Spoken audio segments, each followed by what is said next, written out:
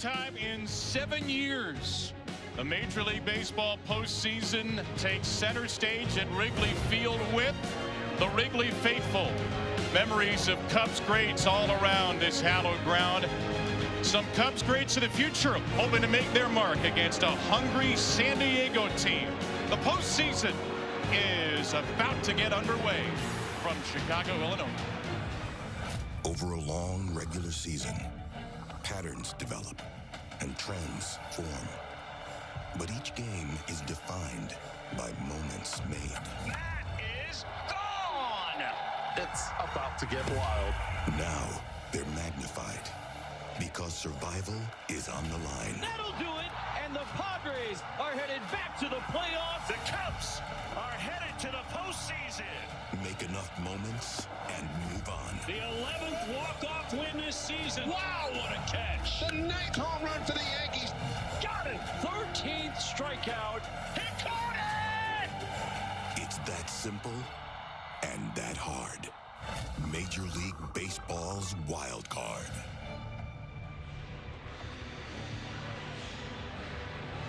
And what a spectacular scene on day one of the postseason.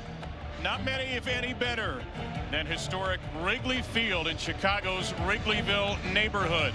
The Padres and the Cubs, two of the 12 Major League teams and 6 National League teams in the postseason. The winner of this best-of-3 wild card series gets the top seed of Brewers, Dodgers, Reds, and Phillies on the other side as we kick off our favorite time of the year. It is spiritually October here on September the 30th, and on this golden day, a couple of gold medalists alongside me in the booth: Kevin Brown, Jessica Mendoza, Ben McDonald. It's a special time of year for the Cubs and Padres, just 13 wins away from the World Series trophy. And for Chicago, they won it in 2016. To win it again, they're going to rely on a young, athletic group and maybe the most young and athletic, exciting star in baseball right now. Yeah, probably one of the most dynamic players in the game in Pete Crow Armstrong. And what you see from him is a little bit of everything. In fact, he can pack a punch with the power. 31 home runs on the season. In fact, that first half, one of the best that we've seen from any player, plus the 35 home runs. First 30-30 in 30 years in a Cubs uniform. But for me, Kevin, it's the D. What he takes away with runs, the absolute athleticism he shows in every aspect of his game, and he's getting back to that first half production. In fact, 2 home runs, .350 batting average these last few games. And he really fits well a Cubs team that has a unique blend of power and speed. San Diego, on the other hand, not quite as much power, but a well-rounded group, and a group, Ben, in the midst of the best run in Padres history. Yeah, what, 4 of the last 6 years they've been in the playoffs now, back-to-back 90-win seasons for the first time in franchise history. And yeah, you get to the postseason, you're going to advance to the postseason. It's going to be because your stars showed up. Fernando Tatis Jr. has been outstanding. 13 games in the postseason.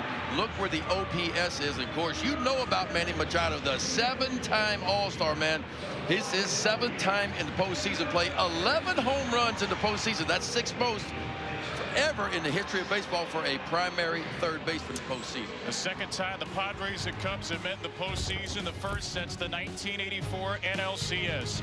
This presentation of the MLB Wild Card Series will continue after these messages and a word from our ABC stations.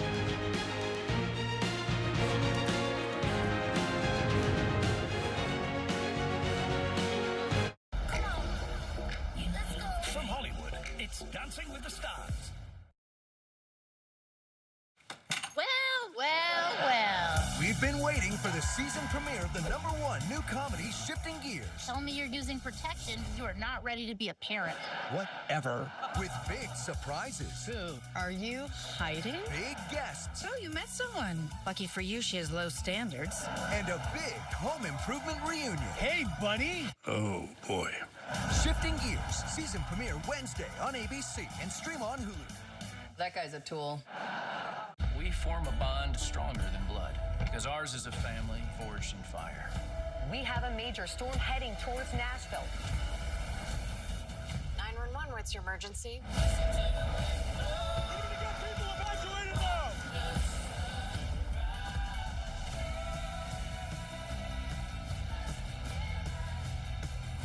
right, 113.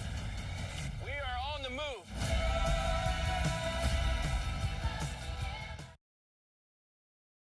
Let's get it started. Let's get it started. Carne asada is back at Chipotle. It's our best steak ever. Fresh, no bad stuff. With garlic, Cumin, coriander. It's super tender. juicy. People love it. And it's so good with our new red chimichurri. You're gonna want to put it on everything. 10 out of 10 flavor. La playa is Spanish for the beach. If you can't remember that, the word Corona also works. Corona, La Playa awaits. If you love to travel, Capital One has a rewards credit card that opens up a world of possibilities. With Venture X, you earn unlimited double miles on everything you buy. Plus, get premium benefits at a collection of luxury hotels when you book on Capital One Travel. Capital One, what's in your wallet? Can turning your hat inside out turn the game around? AI from Google Cloud crunched the numbers and found that 71% of the biggest comebacks came after the rally cap caught on, with rallying teams having, on average, just a 3% chance of winning. But since the cap was donned, the rate of improbable comebacks per season just happened to double. Talk about turning baseball on its head. Catch the game like never before with AI from Google Cloud. This your bag, sir? What gave it away? Oh, you the Geico Gecko! I'm a huge fan. I filed a claim for my car with the Geico app. Only took 2 minutes. Well, I mean, Geico's all about getting more than just savings. The next time, how about less fluid ounces? Fair enough. Oh. You use this much serum? Well, my skincare routine requires... And a pump top? It's gonna make a mess. Well, I'm taking this.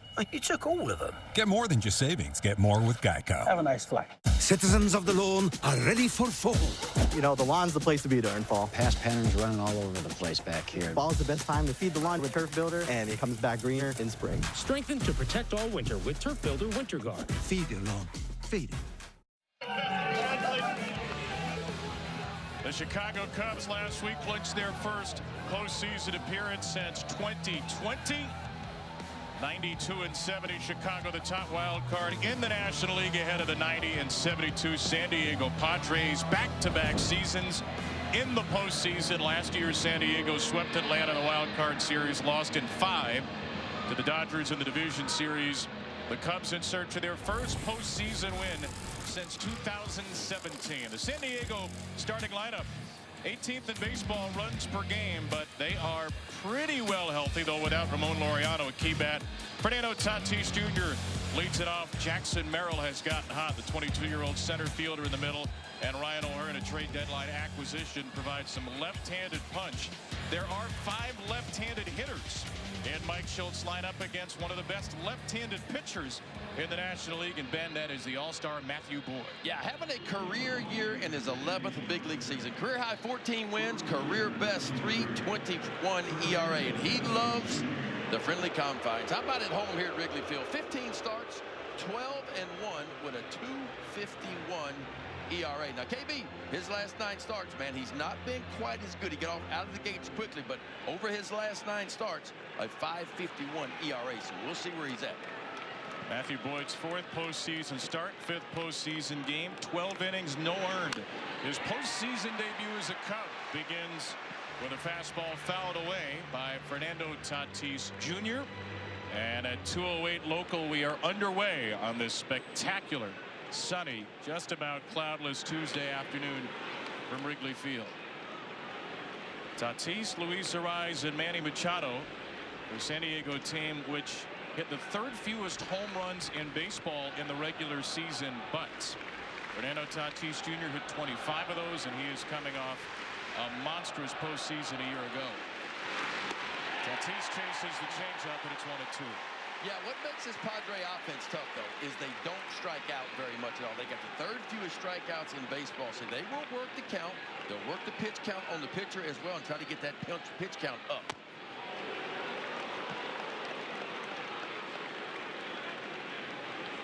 Big contact team, and that's, I think, the biggest thing is they sacrifice some of that slug throughout their lineup to be able to put the ball in play. We talked to Mike Schultz before the game. He said, look, we've been playing a postseason style of baseball all year. Yeah. We are not afraid to bunt, to move runners over. And though you often hear about teams slugging their way through the postseason, the Padres feel like they've simulated what they can do and play to their strengths for 162. On 3-2, Tatis grounds the ball to Dansby Swanson. Former Gold Glover at short. Cleans it up for the leadoff out of the postseason. Well, Dansby Swanson, man, a two-time Gold Glover. He can do it over at the shortstop position, and he just solid as they come. Been around for a while. You mentioned Pete Crow Armstrong in the open jest. This is one of the strengths of the Cubs team. Defensively, they are as good as anybody. So a very contact-oriented team in San Diego, as you mentioned, and Luis Arise, the most contact-oriented guy in baseball. You can't turn a lot of balls and play to hits, though, against the Cubs. No, I mean, we talk about Dansby Swanson, talked about Pete Crow Armstrong, Nico Corner at second base. I mean, that's a shortstop playing second. Arise with a ground ball foul. It's 1-1. Seiya Suzuki up right and Ian Happ in left. I mean, some of the best three you're going to see out there covering ground. But I'm going to tell you what, as a pitcher being on the bump, when you got that kind of defense behind you, wind blowing slightly in here at Wrigley Field, it just makes you want to be a little bit more aggressive in the strike zone, too. Arise fouls a fastball out of play. 94 for Matthew Boyd, who is throwing harder than ever. And this is 11th big league year. It's been a renaissance season for the former 6th rounder out of Oregon State all the way back in 2013. How about 17 quality starts in 31? That's a good number. Arise into left field. The first sun ball of the game, handled neatly by Ian Happ. Well, Matthew Boyd was great in the first half.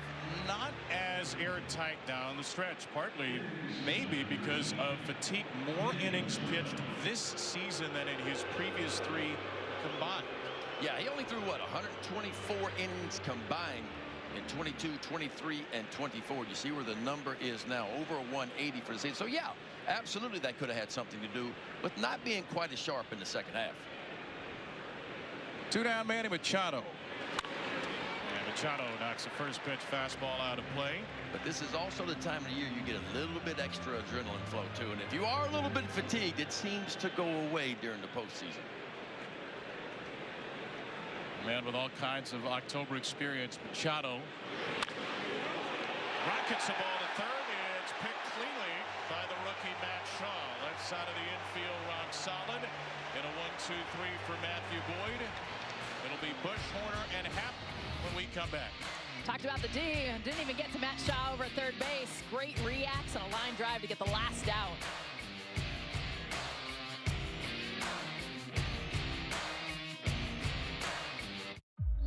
The way of water connects all things. This Friday, experience the movie event that made history. The way it was meant to be seen back on the big screen. Let's do it. We must protect the people. See it in theaters to catch a special preview of Avatar, Fire and Ash. This world goes much deeper than you imagine. Avatar, The Way of Water, rated PG-13. I stand alone with fire inside. With passion burning in my veins. What is a smile? At Operation Smile, it's breathing, eating, and living with less pain. It's a symbol of hope. And because of you, we can bring that hope to so many who need it. Scan or go online to learn more.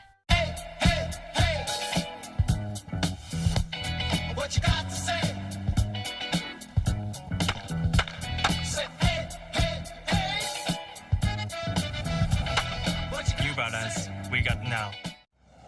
Morning, guys. Why is Jeff Bridges here? I'm studying to be in a T-Mobile commercial. Teach me, Savannah. Oh, I couldn't possibly. At T-Mobile, get the new iPhone 17 Pro on them. It's the most pro iPhone yet. So you can't teach that. Or can you? You can save up to 20% versus the other big guys. Insane. At T-Mobile, get iPhone 17 Pro on us. Plus, save up to 20% when you check them out. This is a meal. We're talking tender steak. We're talking cheesy. We're talking dipping in a dip-sized soup. Well, get a dip of that. Ciabatta dippers are back. It just feels good at Panera. 5th highest scoring team in baseball this year, the Chicago Cubs, nearly 5 runs a game with all-stars and big bats all over. Wondering how healthy Kyle Tucker will be in the middle of that lineup. It is a perilous 1 through 9 for any pitcher to deal with, and the man who has to deal with it today, Nick Pivetta, the Game 1 assignment for San Diego, as he'll take on Michael Busch to start. Pivetta, 32 years old, and he too having a career year. A long fly to center from Busch, driving Jackson Merrill to the wall. That is a well-struck ball, but well-struck balls at Wrigley Field the last couple of years do not go terribly far most of the time. A long fly out in what has become this windy pitcher's haven the last couple of seasons. Yeah, when it's pushing in, and it's slightly pushing in today, and that definitely kept that ball in the ballpark. You talk about Pivetta, career high in wins, ERA, innings pitched, strikeouts, and opponent's batting average as well. Strike one to Nico Horner, 95 from Pivetta, who's got a good hard fastball and a terrific curveball. He showcases to lefties, a great sweeper to righties as well. Horner, one of the best all-around second baseman in baseball. Takes a little low for ball 1. Yeah, Pivetta going to be heavy on that 4-seam fastball. He'll throw you an occasional 2-seamer, but it's 46% 4-seamers, and he likes it at the top of the zone. He's got a little spin rate with it as well. But think about this, 110 of his 190 strikeouts have been on the fastball. Horner slaps the ball through the right side. He's got the first hit of this wild card series. Appropriately so for the Cubs hits leader. A whole lot of fastballs. Well, that's exactly what the Chicago Cubs like to hit. This is Nico Horner in a nutshell, too. When you think about how he's able to get his hits, he's not a big slug, even though there's a lot of slug in this lineup. Just pokes it through the right side for a hit. Well, we talk about the Padres. They don't strike out much, but the Cubs, only the 6th fewest strikeouts in baseball. So both of these teams going to put the ball in play. Cubs doing a little bit more with the power. Ball 1 to Ian Happ as we check in downstairs with Jesse Rogers. Yeah, guys, Elias Diaz, the regular catcher for Nick Pivetta, not on the playoff roster due to an oblique injury. So Freddie Fermain is catching him for the first time. Now, the 3 of them, Pivetta, Diaz, and Fermain, sat with each other for the last 24 hours.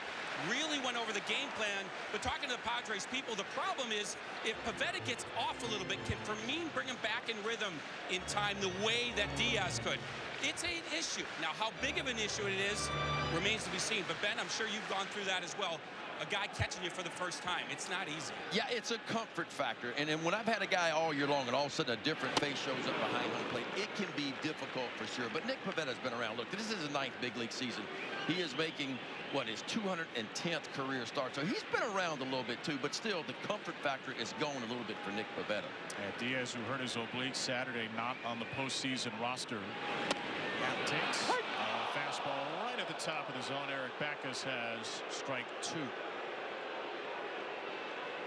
Diaz caught every inning but 1 for Pivetta this season, and it's for me and another trade deadline pickup from Kansas City. One of the biggest starts of his life. Right over the inside corner, Pivetta runs the fastball for strike 3, and he freezes the switch hitting Happ. Best pitch in baseball right there. A lot of hitters are going to sit back and look all speed with 2 strikes. And Pivetta just takes that 4-seam fastball and just rips it right to the inside part of the plate. And nothing Ian Happ can do but take a look at that one. That's how you finish right there. You can't throw a 4-seamer on the inside part any better than that right there. Now Tucker with a first pitch pop-up that will get out of play. This is one of the big question marks coming into the series. Jess, we've seen not many better all-around players in baseball in the last few years than Kyle Tucker, but only 3 games back from a calf strain, still not healthy enough to play the field. Biggest question mark in this lineup. Kyle Tucker, he's DHing in this one, but is the bat there? He's gotten a few at-bats before heading into the postseason, but the timing isn't there yet. That left calf strain, which kept him out quite a bit. Still having a hard time, not 100%. Just kind of removing that from your mind. I mean, Ben, you talked about adrenaline for the pitchers. It kicks in for an injured player, and you're definitely able to ignore a whole lot more of that. Kyle Tucker, they're going to need him if they want to advance in this postseason. I'm sure they would have loved to send Tucker on a rehab assignment, let him get some at-bats on his belt, but it just wasn't the right time of the year to do so. So, yeah, he's got to kind of feel his way.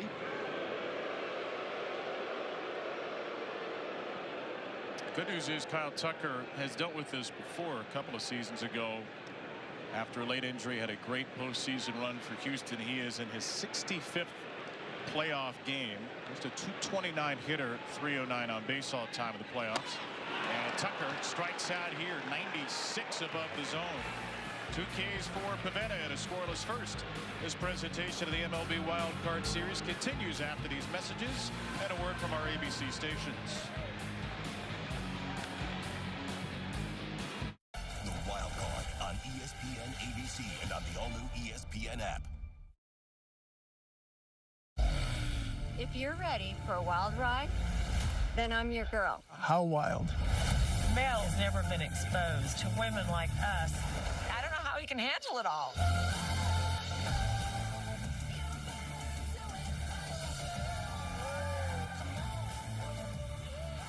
To love, happiness, and fun.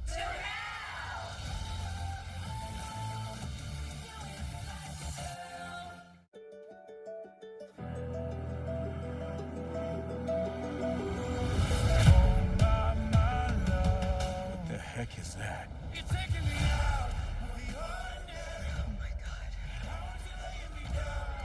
Everybody, take cover! 118, brace for impact.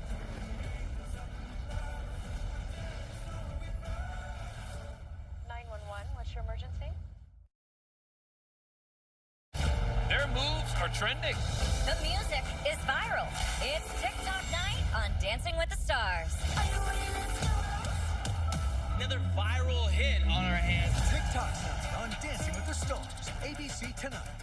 What's the score? We're gonna rob an entire country. Shouldn't be a problem.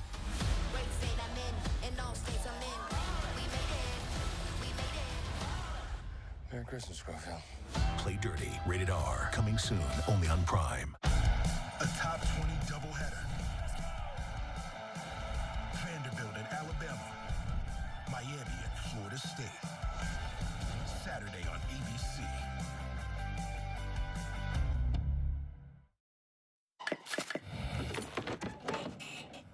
Think about a career. Think about what? How ridiculous, man. To get to think that I would have got this opportunity knowing everything about, like, grandfather growing up here, being a cop. It's cool. And, yeah. I think 2016 was one of the happiest days of his life. I get to be a Cub now. It's pretty cool. Matthew Boyd yesterday, after learning he was the Game 1 starter, thinking about his grandfather, John Boyd, who grew up in Chicago, grew up a Cubs fan.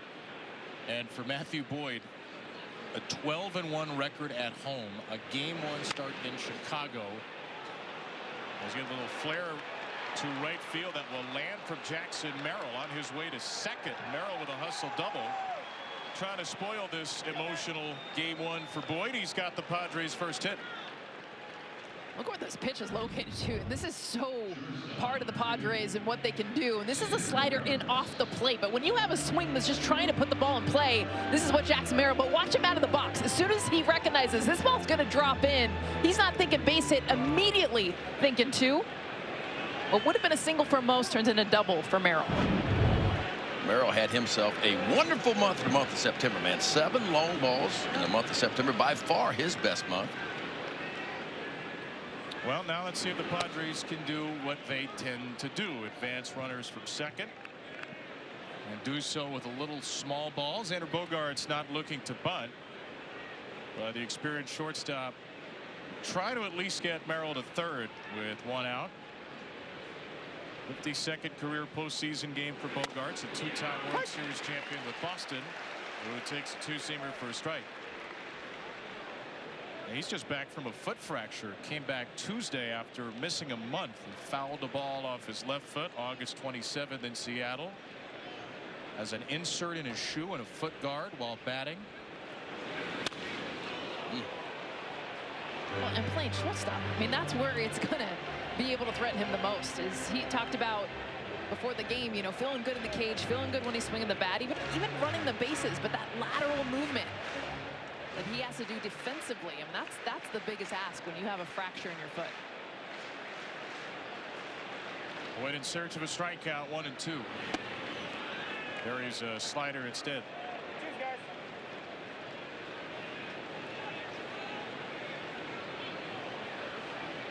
Would have been Cade Horton for Chicago today. The rookie was spectacular down the stretch. A rib fracture took him out of the equation. He's on the IL. Boyd is the guy.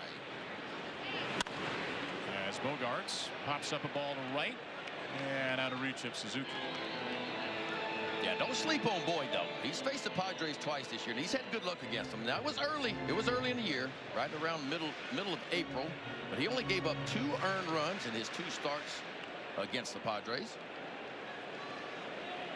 That's an unusual matchup. These teams haven't played since the middle of April. They played a couple of series in about a 2-week span. Bogaerts to left center field. That ball is blistered by Xander Bogaerts. One hop off the ivy. Forget moving the guy up on a routine grounder. Bogaerts scores Merrill on a double and takes third on the wayward throw. San Diego strikes first in the wild card, and Xander Bogaerts, back from a fractured foot, is right back in the swing of things. Boy, I tell you what, the Padres, man, I know their offense hasn't been great all year long, but you look at what they did in the month of September. Nearly 5 runs per game, and this is a mistake right here. Just a heater right in the heart of the plate. And this is how you put barrel on ball. And as you said, KB, forget about trying to move that runner up. I'm going to move him up, all right. I'm going to move him all the way to home plate, and Bogaerts does that. A bullet out to left center field. Pete Crow Armstrong quickly gets it in. Then you got a short hop over at the shortstop position. Ball gets away, and Bogaerts takes an extra 90. An RBI double for Bogaerts. Crow Armstrong with a rare error, and the infield pitched in for Ryan O'Hearn, who slashes 1 foul.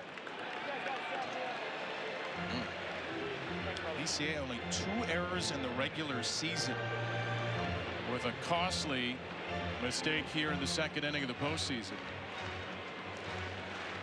That ball was smoked under 9 miles an hour for Bogaerts. Elevated heater, man, and he can turn around some fastballs, and he did. Now a ground ball to short. Dansby Swanson makes a diving play to rob O'Hearn of a hit and rob San Diego of a run. It's going to be the theme. We've talked about it with the rare air for Pete Crow Armstrong, but Dansby Swanson up the middle to be able to have the reaction. This is 102 off the bat. This is not just your basic ground ball to shortstop. Dives to save the run, also gets the out. I've been wondering why Bogaerts didn't take off. I mean, most teams with 1 out runner on third base, it's moving on contact. And if Bogaerts is moving on contact right there, because Dansby Swanson had to go to the backhand and slide, Bogaerts scores, but he was just locked up at third base. How critical could that play be in a series where you have 2 lockdown bullpens ready to fire at any point? It's up to Gavin Sheets now, the first-year Padre. A wonderful addition from the White Sox. Sheets with a pop-up, shallow left, Swanson and Shaw, and it's the third baseman Shaw for out number 2.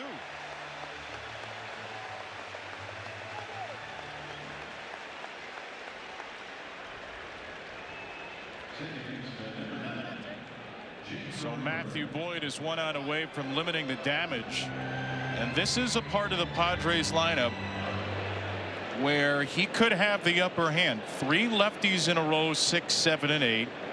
Now O'Hearn and Cronenworth, the batter right now, have been all right against lefties this year, but still San Diego with 5 lefties in the lineup. Mike Schilt not afraid to stack up 3 in a row, even though he has an entirely right-handed bench. What's very odd about Matthew Boyd, you look at the opponent's batting average, outstanding on the year, but look at runners in scoring position. He's trying to navigate and do something he hadn't been very good at this year. Opponent's hitting 361 runners in scoring position on Matthew Boyd, but 1 run was in, runner at third base, nobody out. If he can navigate this and just hold him just to 1 run, that's going to be a win for Matthew Boyd. Very patient Cronenworth on an 0-1 count. Swings away, hits a tapper to Swanson. Padres get 1 and only 1. They leave Bogaerts at third with nobody out, but to open the scoring in Chicago. Are you ready? Yes. Come on, baby. I know what I'm doing, all right?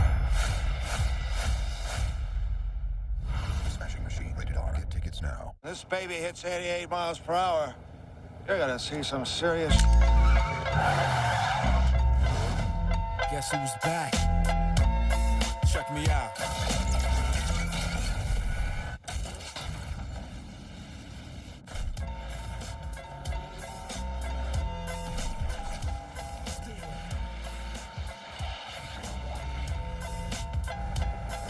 The best tires in the world have Goodyear written all over them. Still the beats bang, still doing my thing. Since I left, ain't too much change.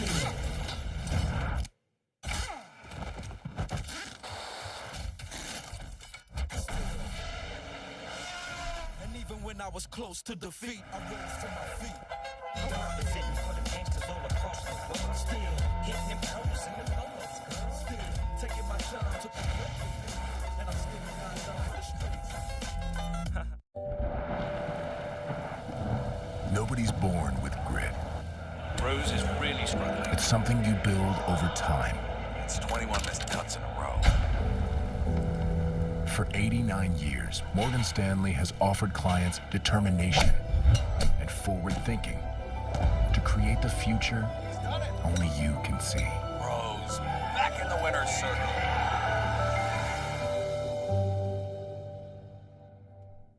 Want to have some fun? Yeah? Let's go. Know what I'm doing, all right?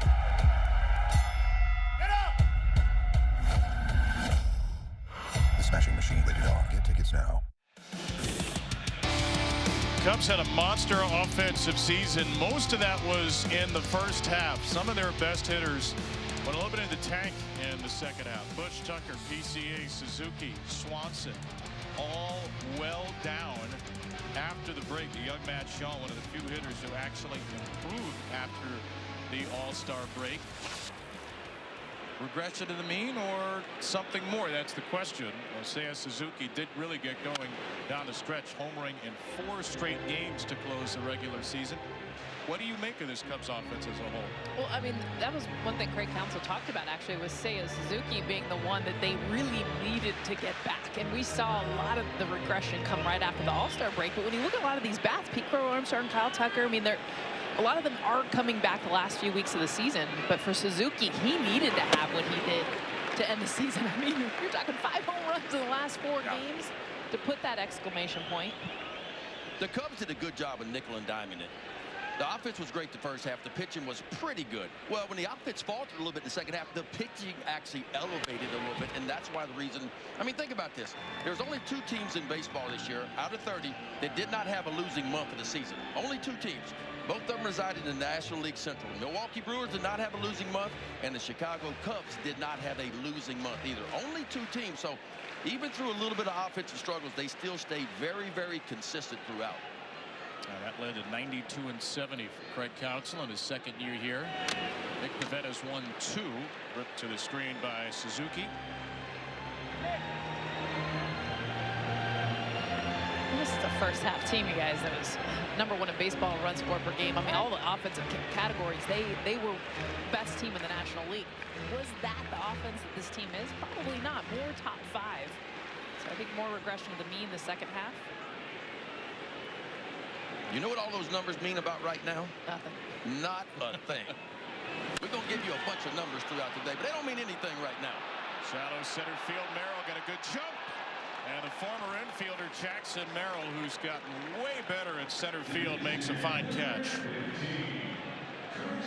Look how far he's got to come for this, too. I mean, that's the biggest thing. You got the sun, you got all the factors. I mean, he came a long way to finish this off. Suzuki getting a curveball below the zone to even plop this down there. Jackson Merrill had himself a year last year, didn't he? Was an all-star, finished second in the Rookie of the Year, was Silver Slugger, and an outstanding defender as well. A lifelong shortstop who's been playing center field in the bigs for 2 years and has been playing it very well this year at age 22. Yeah, it's hard to believe he's just 22 years old.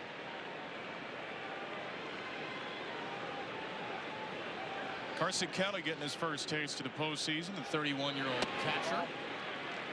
Has been one of the great under-the-radar stories for the Cubs. Kelly, who was released by the Diamondbacks 2 years ago, they would make the World Series.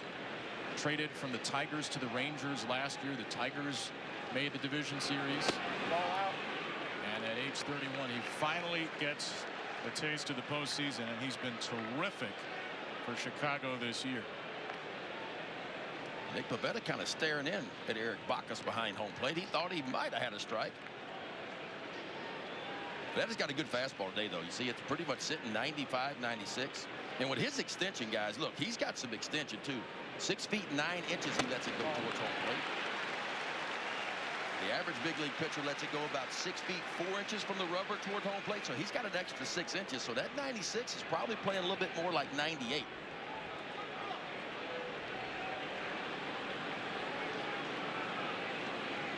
3-1 to Kelly. 96 again. And the analytical numbers favor Pivetta. High spin rate fastball, about 100 RPMs better than most. Boy, you get to the breaking ball, he spins a breaking ball 2,800 RPMs. Big league average on a breaking ball about 2550 to kind of give you an idea. So that breaking ball has a little more depth to it, spins a little bit faster than most. Kelly with a foul tip strikeout, another fastball, and Nick Pivetta is letting it eat today. He struck out 3 of the last 4. He is just letting it rip at the top of the zone. And again, his four-seam fastball, folks, for 2 reasons. 1, it plays better at the top of the zone. 2, he's eventually going to get to that curveball. That curveball will come out of that same window. A high fastball will eventually set up a good overhand breaking ball right out of the top window. But right now, he's established his fastball early. One nearly established a dent in the elbow of Pete Crow Armstrong. The PCA chants begin at the postseason. This 23-year-old who has just lit this city on fire and really did so with the first half ahead of the MVP conversation for a few months until his offense fell off. That's what you're going to see a whole lot from him. He loves to swing the bat. Super aggressive hitter, and this is part of his game. I mean, he will chase. He'll go upstairs and try to get that fastball. He will chase, but he will pull the ball. StatCast powered by Google Cloud. One of the most extreme pull hitters in baseball as he misses another high heater. He keeps going after that one. It's going to be a short day for him. Because 96 above the top of the zone off of Pivetta.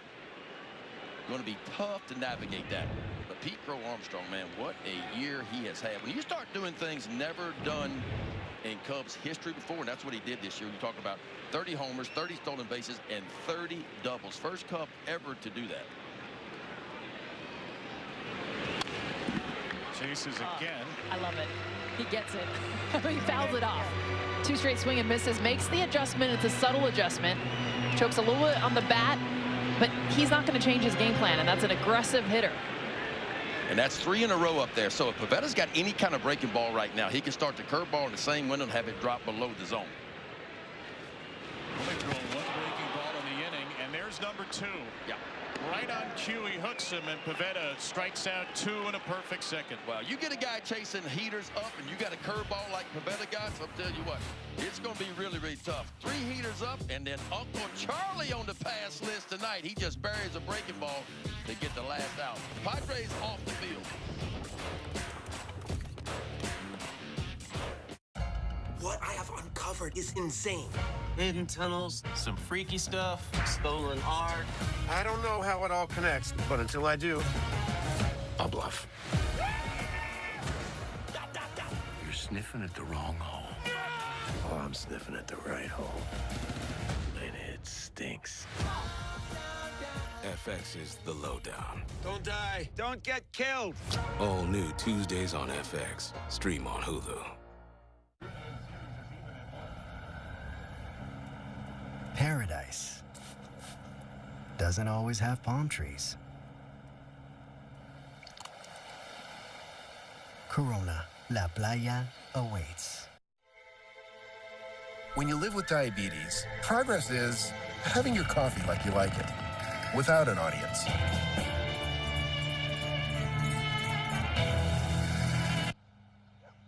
The Freestyle Libre 3+ sensor tracks your glucose in real time, so everyone else doesn't have to. And over time, it can help lower your A1C.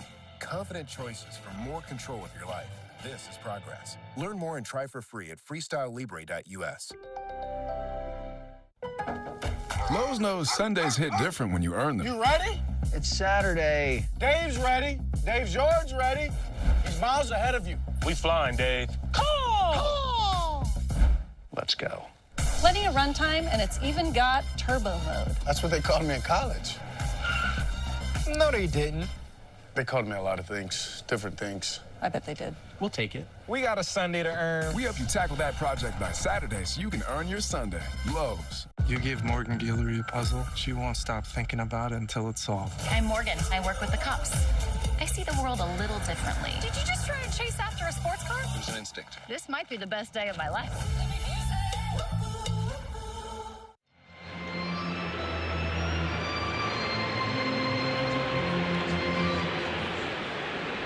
Back to Wrigley Field. Let's get downstairs to Jesse. It's too hard with Mike Schultz. What have you seen out of Pivetta after those first 2 hard hit balls in the first? Yeah, set on the end. I mean, we've got a lot of life to his ball today. It's moving. It's, you know, last couple, that inning just exploding at the top of the zone.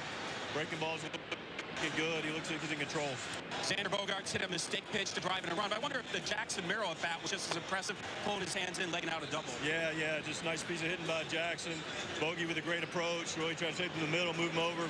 Got a ball he can do some damage on, and, you know, play with the lead. How great for you for the wind blowing in on that leadoff fly ball by Michael Busch. Yeah, blowing in now. We'll see you later. All right, Mike, thanks. Thanks, Jesse. Appreciate it. Back to you, Kevin. Jesse, thank you. Mike Schultz, second season as Padres manager, second year taking San Diego to the postseason. What do you make of their approach so far, Jess, against Matthew Boyd? They're being aggressive early, and again, this is more of a contact hitting team, so they're late a little bit on the fastball, but they're ready more for the changeup and the sliders. You know that's what's coming off of it. Matthew Boyd got 2 fastball pitching, strike-throwing pitchers, attacking very quick. That changeup so often a 2-strike weapon as he's ahead of Freddie Fermin. Elevates a changeup there. Again, Fermin has been the Padres' regular starter since the deadline, but Elias Diaz is Nick Pivetta's catcher. He's got every inning but 1. So far, Ben looks to be pretty good for Freddie Fermin. Yeah, he looks pretty comfortable back there. You know, the key for Boyd and a lot of pitchers is shoving that 4-seamer up in the zone and shoving it to the inside part of the plate to the right-handed hitters, just to speed those bats up enough to get to really what's been his best pitch in that changeup. I mean, opponent's hitting just 205 off the changeup by Boyd so far this year.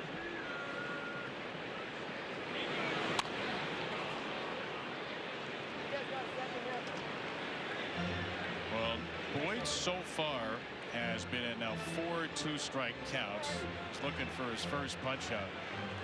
This is what San Diego does. They will try to grind you down. 3rd lowest strikeout rate in baseball, despite the lack of home runs. And a chopper to second, gobbled up by Nico. Don't forget the wild card round rolls on tonight with 2 more games in our opening day quadruple header. The rivalry renewed in the Bronx. The Red Sox and the Yankees. Garrett Crochet, Max Fried. Is that any good? 6 Eastern on ESPN, followed by the Reds and the Dodgers. Cincinnati sneaking in under Terry Francona. And they'll face the defending champion Dodgers, who have struggled through about 800,000 injuries this year. Still won the National League West over these Padres by 3 games. There's a ground ball to short from Tatis on the first pitch. I don't think Tatis has seen a strike. He's chased everything. 2 ground outs to shortstop. That first pitch you just saw, changeup way off the plate. He's kind of gone more into that aggressive mode.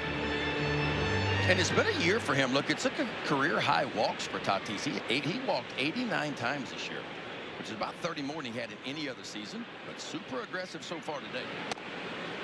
And Mike Schultz told us before the game, Tatis has taken the next step because he's dominating the strike zone. He's a little jumpy early against Boyd. He's 0 for 2. You get that, right? I mean, first game, postseason play. Everybody's heartbeat a little bit higher than what it typically is. Well, we just saw a Blue Moon event, folks. Swing and miss. A Luis Arraez swing and miss. Whatever happens for the next month will not be as unlikely as that. The best whiff rate in baseball. No way he's swinging this again, right? Oh, my goodness. Give Matthew Boyd a full postseason MVP right now. Make up a new award for him. I always like to say, spin them if you got them. And I'm telling you what, Matthew Boyd is spinning that breaking ball today. Watch this. Drops down a little bit, says, see if you can get a piece of that, Luis. Nothing but air. Fall, the perfect time for football and feeding it along. I'm not going to wait to feed my lawn. I'm going to do it during the fall. You got to feed it. Feed it. Feed it. Boys, what do we tell our neighbors in the fall? Feed it! Strengthen to protect all winter with Turf Builder Winter Guard. Feed it along. Feed it. Don't hurt them, Kev. All dripped up. Got the new iPhone 17 Pro, and Verizon picked up the tab on the best 5G network, baby. No way. It's me. Handsome and hilarious. No way. I know. I'm even finer in person. No way. Wait, it was about the iPhone? Come on. New and existing customers can get the new iPhone 17 Pro on us on the best 5G network. That's real nice. Sarah Benzino, Brandon Coley, Jablonski Auto Body, LLC. Yeah! Woo! What'd she call Harper? Oh, you mean Jablonski Auto Body, LLC. We actually sold the Twins naming rights. You know, like stadiums do. Kids are so expensive these days. Here he comes. Oasis Breeze Tan and Spa. Yeah! If you need a tan, I'm your man. Could do business with you. Or we can look at some investment options for you. Works for us. The right money moves aren't as absurd as you think. When I work with my clients and they ask me questions, hey, what do you recommend? You know, do I go with wood? Do I go with TimberTech? It's always a no-brainer for me. I'm always telling them to go with TimberTech, and they're always asking me, well, why TimberTech? There's 10 different options out there. And the answer is just grab some samples. I mean, there's just so many different color options, different textures. It's easy to work with, fire resistant, and the maintenance, you can't argue that. You want low maintenance, go with TimberTech. It really changed the game for me. What can I tell you? It's a great product. Shifting Gears, the #1 new comedy is back. He has arisen. With big guests. And a big home improvement reunion. Hey, buddy. That guy's a tool. Shifting Gears, season premiere Wednesday on ABC. 1-0 Padres. We go back down to Jesse Rogers. All right, with Craig Counsell, what did you like about Boyd after he gave up the run, had a runner on third, less than 2 outs? Yeah, I mean, that's a run-scoring situation, obviously, and to keep that run off the board is a big deal. He made some pitches. We made a great defensive play, so job well done. Talk to me about your offense. Pivetta looks a little bit locked in after those first 2 hitters. What are you seeing? Well, it's, Nick Pivetta, it's the high fastball. He's trying to clip the top of the strike zone with the fastball, and he's doing a good job of it. Thanks, Craig. Yeah. Back to you, Kevin. Jesse, thank you. Craig Counsell came over from the Brewers last season. It's only mildly ignited. The Cubs rivalry, not a big deal at all. Milwaukee wins the division for a second straight year, but the Cubs made big progress, Jess, in year 2 under Craig Counsell. Oh, well, talking to him before the game, his mindset, obviously, as a player, as a well-known manager, but what he brings to this team and really exuding confidence in what he's doing. There's a lot of analytics, but there's also a lot of understanding the human. Craig Counsell, one of the best at knowing his players, how to get to them, how to get them to understand and buy into what the Cubs organization is doing. Anthony Swanson up in the air to center field. Jackson Merrill will retrieve it. And one of the things Craig Counsell talked to us about is embracing Wrigley. That's been a big part of the messaging. He said last year it really took me a full season to understand how this park plays. It is not the unpredictable park you think it is. The wind typically blows in here well more than half of the time. So you see what the Cubs did this year. The home runs were down at home. They didn't care. 39 more steals at home. They know how to adapt to the elements. They also have the athletes to do it. They've got players, and they've done a good job within this organization of finding the players. See Matt Shaw even square around a bunt. They do a lot of variation of how they use speed, how they'll use short game, how they'll use the slug when they're away from this ballpark, or they know days that the wind is not blowing in. You can only take what the game gives you, and on days in Wrigley Field when the wind blows in hard, you got to be able to adapt. That's the thing. This team, to me, it's a rare combination of power and speed and the ability to beat you a lot of different ways. They can beat you with the long ball, as you mentioned, Jess. They can beat you with the slug, but also they can steal bases, man. Third most stolen bases in baseball this year. Jesse, what you got? Yeah, guys, to your point, this is the 50th game of now 82 where the wind has blown in. It has not been hitter-friendly over really the last 2 years. You could ask Cody Bellinger that. Kyle Tucker's probably lost 4 or 5 home runs. And when you add a cloudless day like today, it's a place volatile. Both teams talked about that yesterday. It's not an easy place to hit or even play defense on certain days. And ironically, both starting pitchers like to elevate the fastball. A lot of fly balls. This is the ballpark to do it in. This season, Wrigley Field is one of the most pitcher-friendly parks in baseball. And it's a 1-0 game here with 2 really, really good bullpens ready to go. Who knows how many more we'll see. 2-2 for the rookie Shaw. And Pivetta blows him away with a fastball off the plate. 1 time through the order, and Nick Pivetta has struck out 5. I'm telling you what, the 4-seam fastball is no joke today. I mean, look where the catcher from Mean sets up, right on the outside part. That's just dotting the eye and a perfect pitch. 5th strikeout of the day for Nick Pivetta. And again, this is a team in the Chicago Cubs. Typically, they do not strike out very much. Only the 6th most strikeouts in baseball coming in. 4 of those 5 strikeouts have been on the fastball. And the closer and closer this game gets to the 5th or the 6th with San Diego leading, that's when the super bullpen really comes into the picture. Michael Busch goes after a high heater, a little less velocity, but still effective. Yeah, took something off of that. More 92. We've seen him sit 95 pretty consistently at the top of the zone. That almost looked like the cutter, though. That ball had a little bit of right to left in it. Now, the cutter typically is at 90 miles an hour. That was at 92. Yeah, that may have been a pitch that slipped past the pitch tracks because how hard Pivetta's throwing it today. A couple of miles up from his Yeah, if you average. go back and look at it, it had a tiny bit of right to left in it, which tells me it was probably the cutter. Busch had a long fly out his first time. And Busch pops this ball up, a high heater again. Pivetta has been living life at the top of the zone, and he's through 3 scoreless innings in Wrigley Field. A 1-0 Padres lead in the opener. The MLB Wild Card Series will continue after these messages and a word from our ABC stations. I think this is your moment. Shark Tank, new Wednesday on ABC. Well. We've been waiting for the season premiere of the #1 new comedy, Shifting Gears. Tell me you're using protection. You are not ready to be a parent. Whatever. With big surprises. Who? Are you hiding? Big guests. Oh, you met someone. Lucky for you, she has low standards. And a big home improvement reunion. Hey, buddy. Oh, boy. Shifting Gears. Season premiere Wednesday on ABC and stream on Hulu. That guy's a tool. We form a bond stronger than blood because ours is a family forged in fire. We have a major storm heading towards Nashville. 911, what's your emergency? All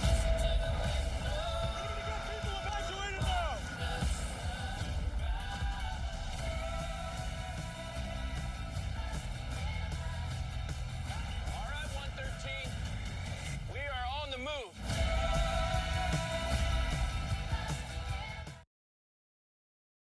Let's get it started. Let's get it started. The show is about to begin. Ask yourself now, are you ready? This is the postseason.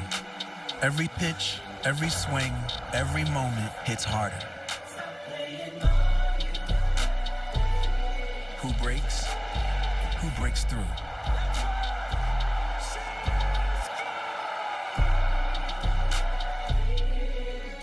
These performers have been working their whole lives for this stage. And when they step up, the crowd loses its mind.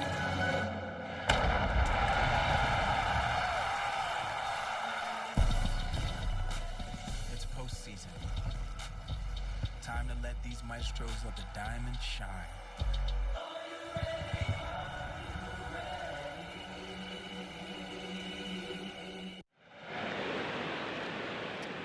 Your team, your players, your postseason. Follow all the postseason action on the MLB app, the #1 app for live baseball. Back to Wrigley Field. Kevin Brown, Jessica Mendoza, Ben McDonald up here in the booth, Jesse Rogers down below, our wonderful ESPN on ABC crew. It's game 1 of the best-of-3 wild card series. San Diego and Chicago, the top and second wild cards of the National League. Padres have the lead. Jackson Merrill doubled. Xander Bogaerts doubled him in off of Matthew Boyd in the second. Those two are the next two up after Manny Machado. Boyd has settled in nicely after that, allowing just a couple of hits. He struck out one. He has not walked a batter in his Cubs postseason debut. Boy, the second inning was a huge inning for Matthew Boyd. 1 run was in, runner at third, and nobody out, and he found a way to only give up 1. And as a starting pitcher, especially early in the ball game, it's okay to bend a little bit. You just don't want to break. Stay away from the cricket numbers if you can. Did Machado have any intent on actually laying down a bunt? Or he just messing with the pitcher? What do you think? There's no way. Well, he's got pretty good numbers off the Boyd for his career. He's 5 for 13 coming in. Not a whole lot of damage. No homers. Only 1 RBI. I mean, it would have been hit all day long, but that's a win for Chicago. Machado will take his walk. So the leadoff man is on for a second time for San Diego. The first walk of the game. 14-year big leaguer Manny Machado.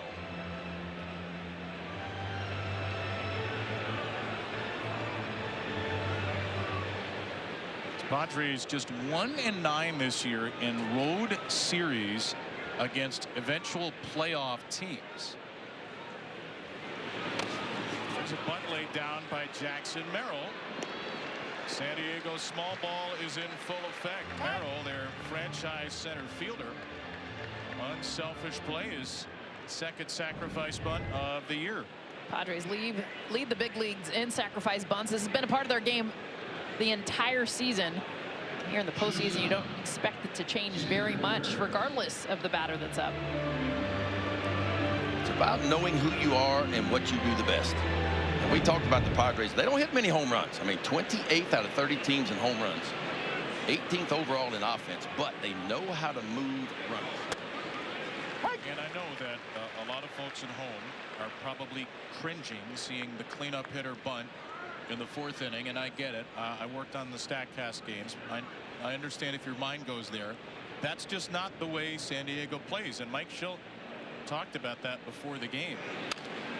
Bogaerts grounds the ball just foul outside of third. Mike Schilt said probably more than half of the sac bunts we lay down, I don't call. Yeah. His team has the freedom to execute if they feel like it's the right time. It's a big part of their game, and honestly, he put up the example of a batter and field. I mean, you mentioned, yeah, good numbers, but I think for Jackson Merrill, left on left, it might be his decision to be like, I'd rather lay something down, move the runner.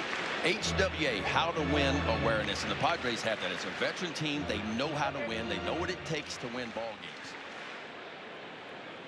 I'm just glad it took us to the 4th for your first HWA. HWA, such a big part. How do you win a ball game? And when you got the bullpen that the Padres have, it's about taking a 2-run lead into the 5th or 6th inning. And a lot of times you'll see them when they're up like they are right now, 1-0. They're playing for 1 more run right here. Because Robert Suarez, Mason Miller, Jeremiah Estrada, Adrian Morejon, that's as good a big 4 as any bullpen in baseball. So this is the regular season. Yeah, maybe you think differently. My bet would be if they didn't have the bullpen they did, they probably don't bunt as much, right? But because they got a lockdown bullpen, that's how they play the game. Well, check swing from Bogaerts. A charging Shaw steps in front of Swanson and does not have a play. Bogaerts moving well, just back from the foot fracture as an infield single. He's 2 for 2, and the Padres have the Cubs cornered. Well, Xander Bogaerts, I'm telling you what, a career-high stolen bases this year. I know he's had a foot injury, but 20 stolen bases. He gets out of the box. And when this ball gets by Boyd right there, it's a foot race right there. You see Shaw coming over doing all he can do. But to answer your question, is Bogaerts healthy? The way he got down the line right here, I would say the foot's not bothering him right now.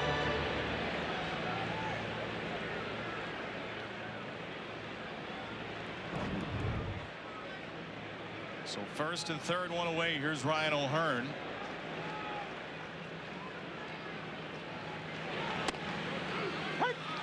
Slow curveball for Boyd for strike 1. 1. Boy, if you'll watch it, man, against the lefties every now and then, he'll drop down a little bit lower on that arm slot. And almost feels like if you're batting left-handed, the ball's starting at you. Show you a couple different looks.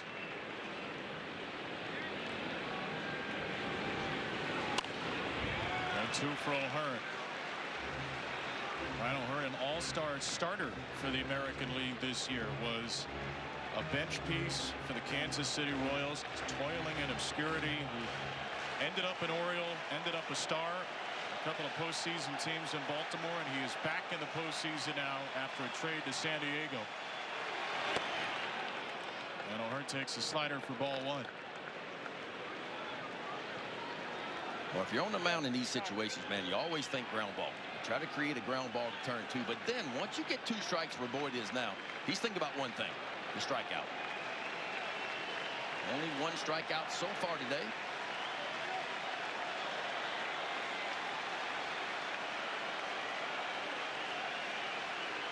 Machado and Bogarts the runners on 1-2.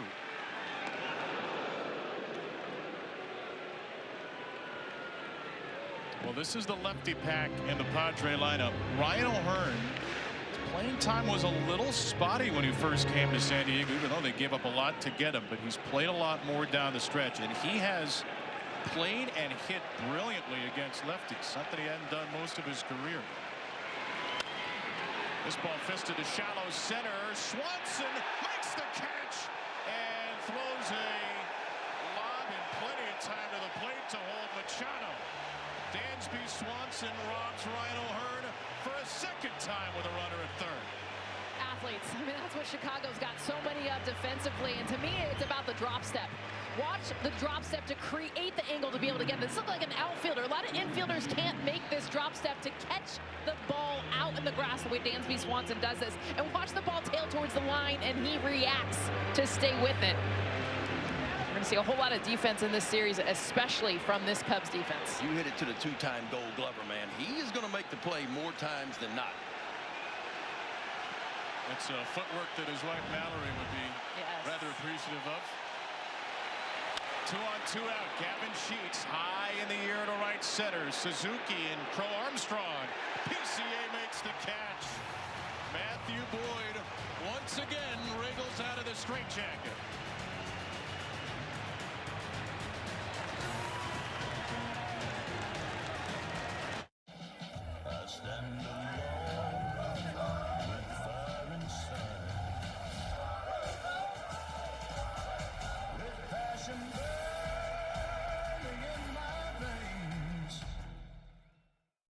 This is a meal. We're talking tender steak. We're talking cheesy. We're talking dipping in a dip-sized soup. Well, get a dip of that. Ciabatta dippers are back. It just feels good at Panera. I think I like sports now. No way. The gecko was just spotted down the street. I've always wanted to meet him. Ever since Geico's 24/7 emergency roadside service got us out of a jam. Sounds like you got more than just savings, my dudes. So do we know you? Oh, I'm just a stranger who loves friendly service and American football. Okay. Something to drink? Oh, yes, spot of tea, be lovely. And a root beer with lots of ice. You know, you kind of look like someone. Get more than just savings. Get more with Geico. My cousin Daryl. Oh, he does look like Daryl. In 10 days, witness a cinematic event made for IMAX. Let the war for our world begin.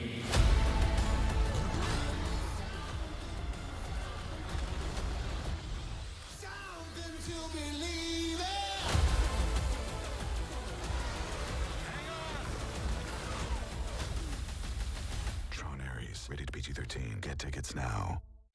Well.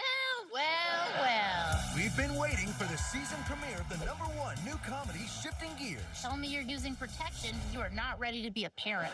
Whatever. With big surprises. Who? Are you hiding? Big guests. Oh, you met someone. Lucky for you, she has low standards. And a big home improvement reunion. Hey, buddy. Oh, boy.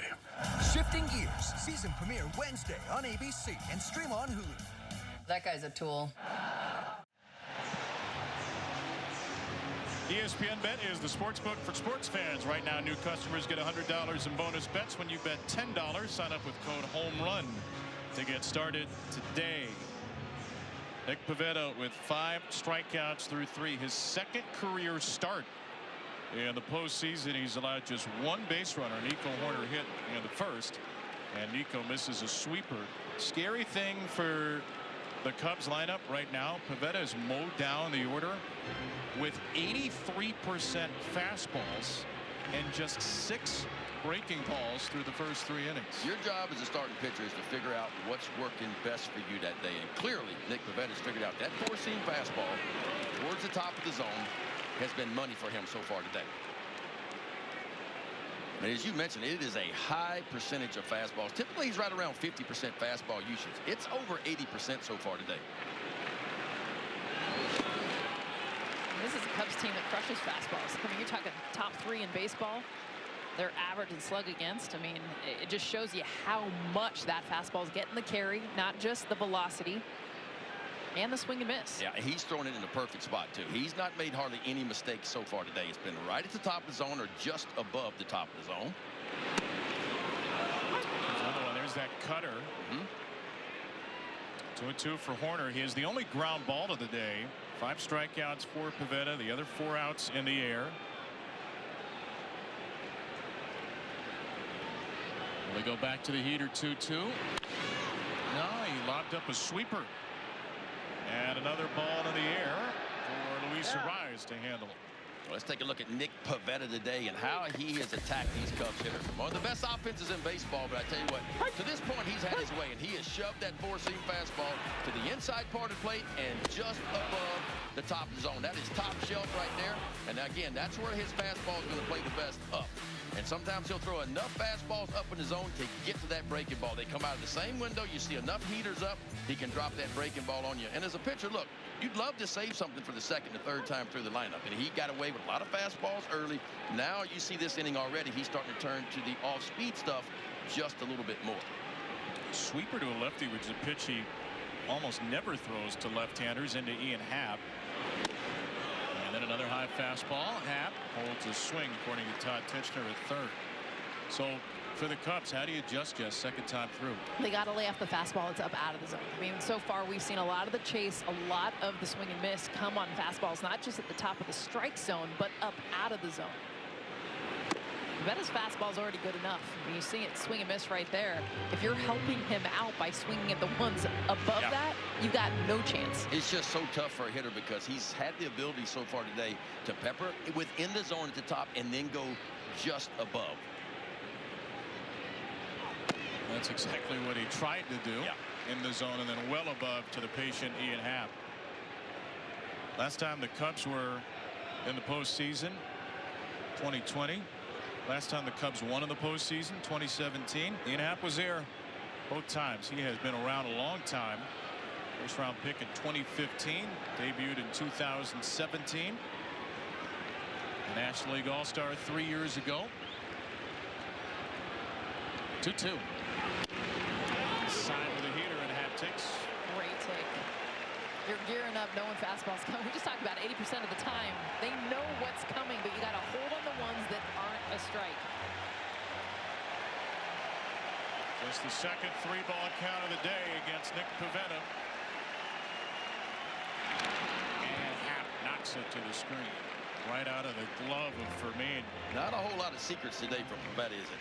It's pretty much my best against yours. See if you can catch up to it. A little old school, huh, Ben? Yeah, I like it. Feel like we don't have guys that throw a ton of fastballs anymore. And again, this is working with a catcher he hasn't worked with. Elias Diaz caught every one of Nick Pivetta's 31 starts. He's not on the roster because of an oblique issue. Pivetta and Freddie Fermin look like they've been doing it since they were kids. 7th pitch coming to Happ. 1-0 Padres in the 4th. Happ strikes out. He tied him up with a right on left sweeper, and Pivetta has punched out 6. Well, what a Saturday ABC college football lineup we have for you, starting at noon with Kentucky in 12th ranked Georgia trying to bounce back from a loss to Alabama. A top 16 matchup with Vanderbilt. Hot Commodores at 3:30 in Tuscaloosa, then Miami and Florida State. Saturday Night Football in prime time. All begins at noon Eastern, 11 Central, 9 a.m. Pacific on the ESPN app. Big win for the Tide last weekend, huh? Yes, Georgia. LSU Stanford probably also playing this weekend somewhere.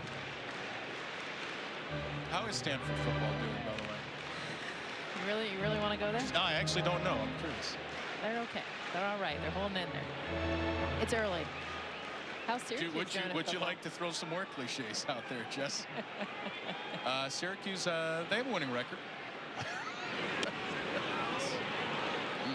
That pitch missed to Tucker. Being called and wasn't. Kyle Tucker. Look at Pavetta. He's like, seriously? And that's the thing about a high spin rate fastball. It works at the top of the zone. It works at the bottom of the zone. Because hitters expect that ball at the bottom of the knees to kind of fall below. But that ball's got a little carry to it. So it kind of stays on line. Well, and also Tucker crushes fastballs down in the zone. So in a way, Kyle Tucker's, it's a miss on him.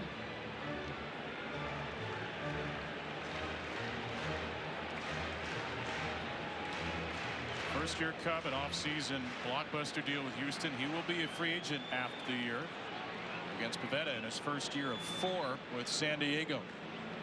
1-2 coming. Tucker doesn't chase. Last time Nick Pavetta pitched at Wrigley, it's his shortest start of the year. 3 innings, 3 earned on April the 5th, which was about a half a year ago at this point. He's been brilliant today. His 2-2. He is rolled over foul. Jose Javier in the coach's box.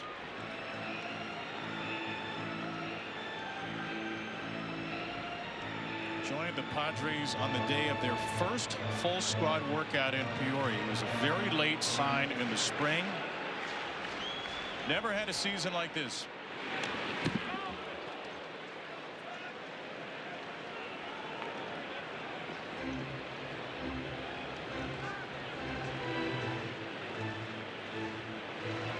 San Diego rotation that's been really battered all year. They didn't have Joe Musgrove. Darvish has been up and down and hurt. Dylan Cease erratic. Michael King a couple of injuries. Pavetta has been their rock. Tucker over to a rise at first. Plays the high hop cleanly and wins the foot race. Nick Pavetta with 3 consecutive 1-2-3 innings. He's retired 11 straight Cubs. The beach.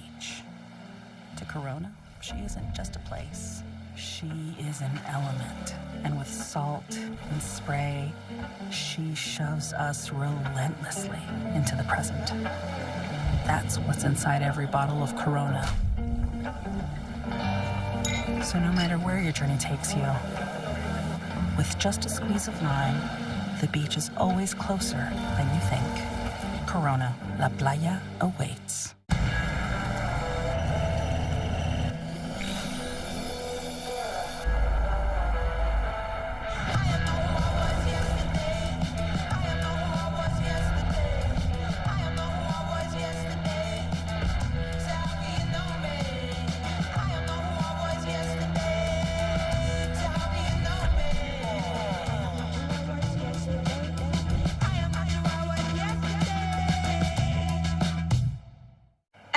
We bring style to every get-together.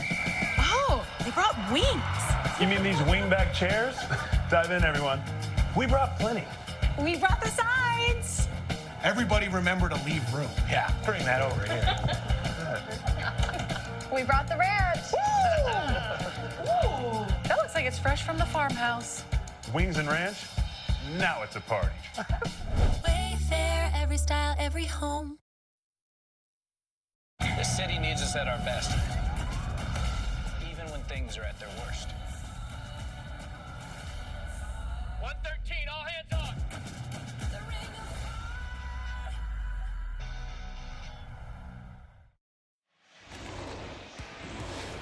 Time for our best in the game, presented by T-Mobile. One of the best shortstops in the game is Andrew Swanson.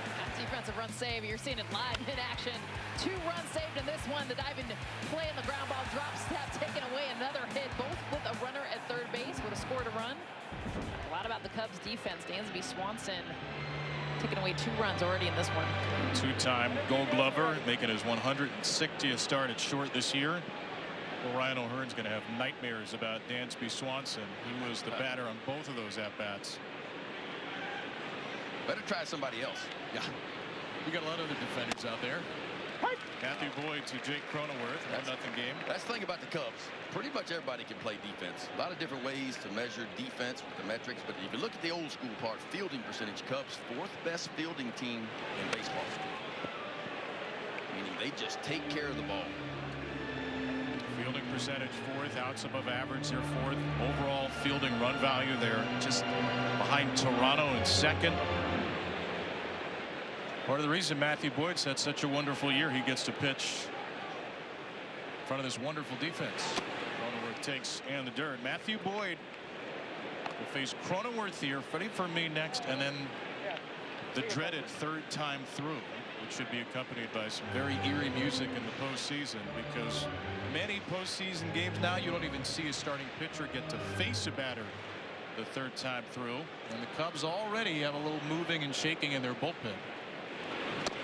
As Cronenworth chases a breaking ball, actually a changeup, left on left change for Boyd's 2nd strikeout.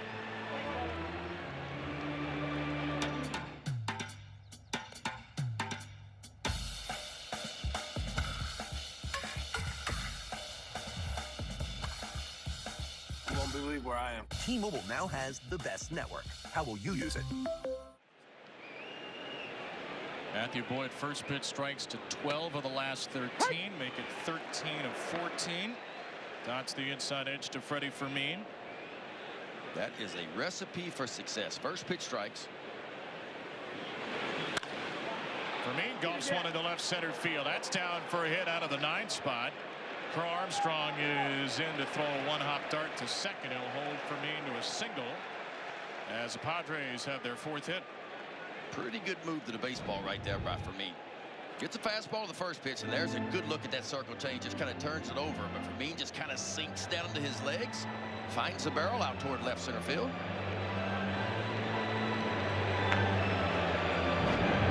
And at just 58 pitches through 4 1/3, that is the end of the game 1 start for Matthew Boyd. Greg Counsell's going to turn it over to the bullpen and Daniel Palencia early. At Operation Smile, our goal is to give a new smile for life, which means a child can breathe easier, eat without pain, and speak without fear. By bringing people access to locally trained surgeons, nurses, and specialists, we can give more children a new smile. Nobody's born with grit. Rose is really struggling. It's something you build over time. It's 21 missed cuts in a row. For 89 years, Morgan Stanley has offered clients determination and forward thinking to create the future only you can see. Rose, back in the winner's circle.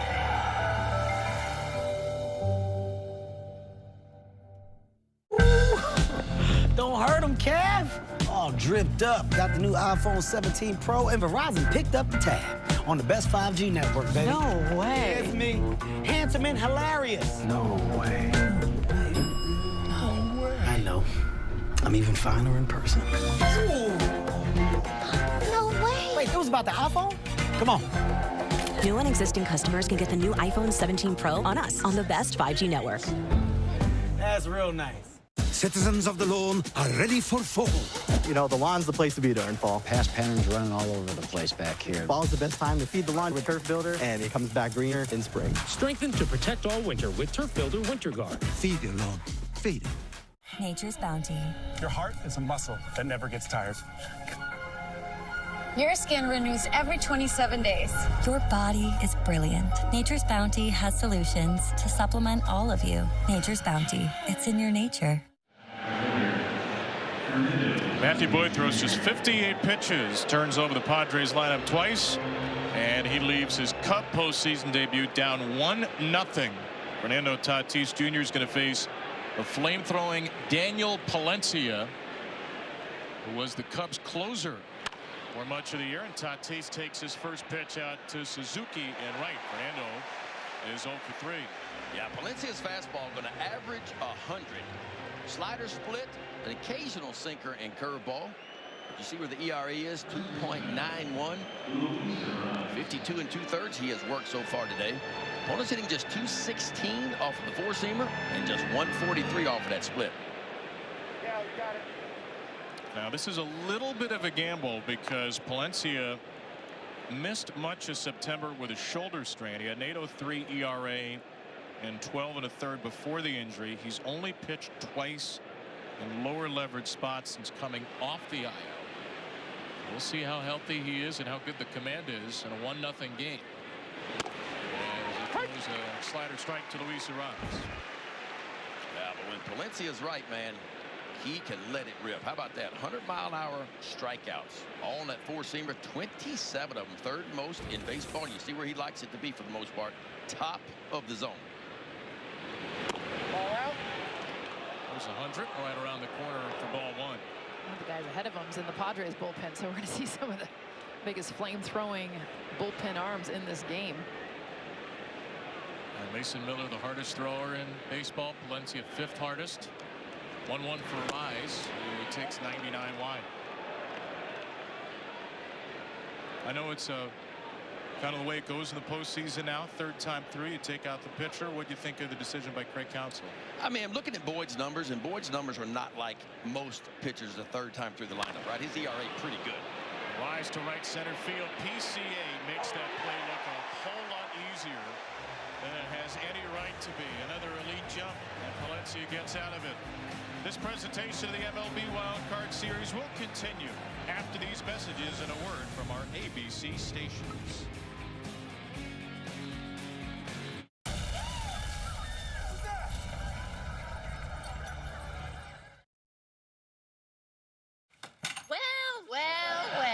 We've been waiting for the season premiere of the #1 new comedy, Shifting Gears. Tell me you're using protection. You are not ready to be a parent.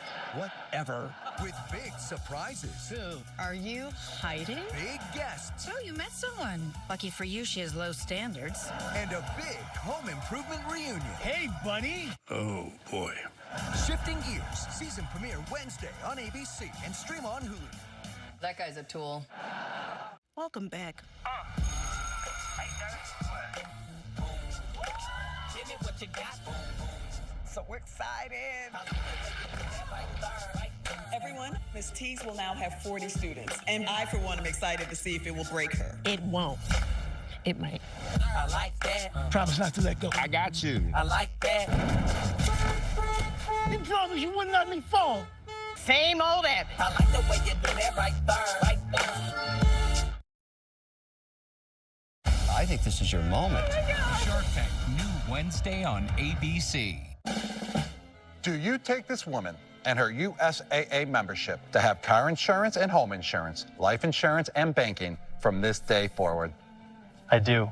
And do you take this man to share your USAA membership to have all your insurance and banking in one spot, forsaking all others from this day forward? I do. I do too. USAA, for the military community and their families. The NBA on ESPN is happening now, and we don't know who's going to catch fire or who will shock the world. We don't know which bucket will break hearts.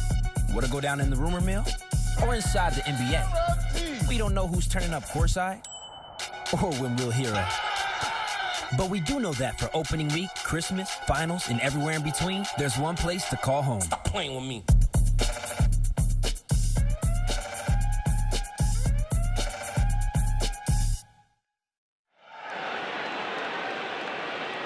Because it's not hard enough to hit. With the wind blowing in, with Parade relievers throwing 100 about to come out of the bullpens. Oh, by the way, the shadows have now crept up over home plate. And this 1-0 game, Padres lead the Cubs. Game 1, best-of-3 in the wild card. Nick Pivetta falls behind Seiya Suzuki 2-0. Kevin Brown with Ben McDonald, Jess Mendoza, Jesse Rogers down below in our ESPN crew. San Diego took the lead in the second, and Xander Bogaerts doubled in Jackson Merrill. And Pivetta has made it stand. He's allowed just one base runner, a single by Nico Hoerner, the second batter of the game. Yes, you had to hit a few times with the pitcher in the sunlight and the you standing in the batter's box in the shade.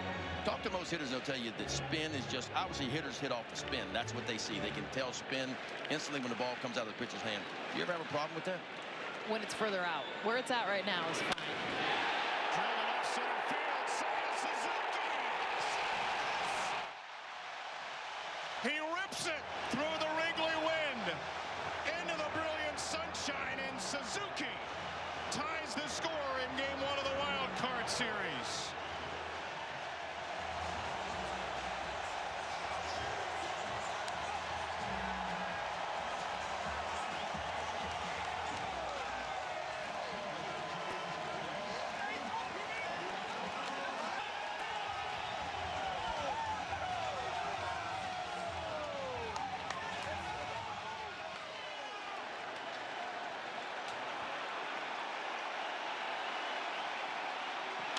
Seiya Suzuki had homered in his last 4 games in the regular season. He adds 1 more in the playoffs. 6 home runs in 4 games, and he gets the fastball finally more down in the zone. Pivetta after the pitch said he wanted that further in. The reason why Suzuki, he's got those levers that he can get close to his body to get the barrel to an inside pitch. Perfect execution there. One of the few mistakes Nick Pivetta has made today. And this is what the Cubs do, man. 54 more home runs this year than what they hit last year.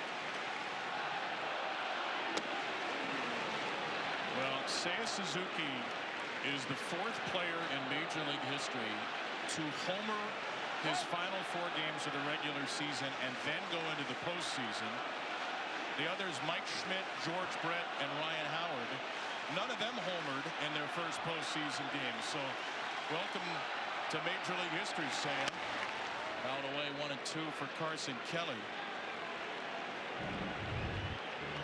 Well, take a look, man. That was just a beautiful swing right there. 33rd long ball of the year for Suzuki, and we are all new again. It was just 1 for 13 against San Diego in the regular season. And you mentioned it, Jess. Craig Counsell told us before the game, if there was one hitter we needed to get going at the end of the year, this is the hitter.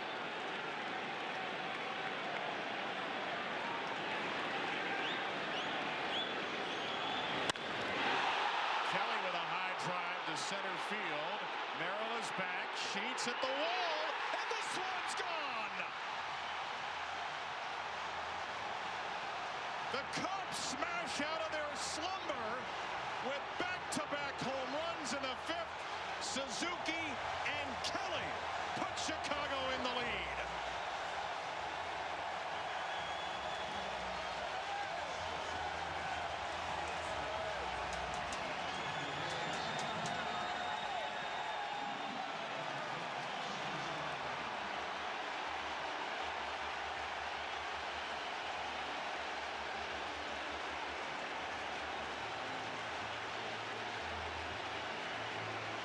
A postseason roar we haven't heard in Wrigley for a long time now, as Carson Kelly puts the Cubs on top. And it was against the best stuff. I mean, this is the pitch that has been getting the swing and miss, that has been getting the dominance against this lineup. The fastball up, but you now get second time through the order in the adjustment. Suzuki, now Kelly.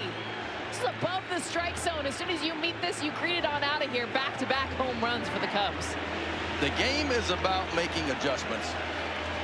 And Nick Pivetta dominated the Cubs through 4 innings with fastballs up in the zone. And now you can see the Cubs starting to make those adjustments, starting to get to the fastball, top shelf. And just like that, Adrian Morejon goes in the San Diego bullpen. Cubs go back-to-back in a postseason game for the 4th time, first since 2016. And it's Carson Kelly, who grew up a Cubs fan, though he was drafted by the Cardinals. Pete Crow Armstrong a little bit wide of the tarp and foul. And we heard from Matthew Boyd earlier, whose grandfather was a Chicago fan. Carson Kelly, a Chicago native and a Cubs fan, just made another Cubs fan awfully happy.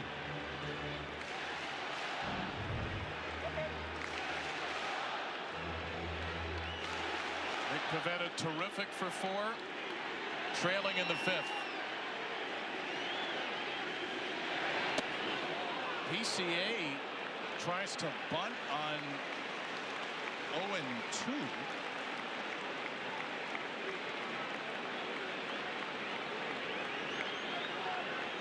Very normal stuff happening this inning.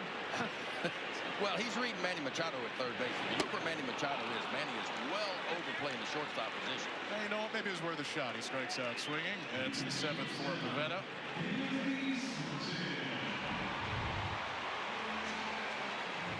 Good four-seam fastball again, right at the top of the zone where Nick Pivetta has had so much success.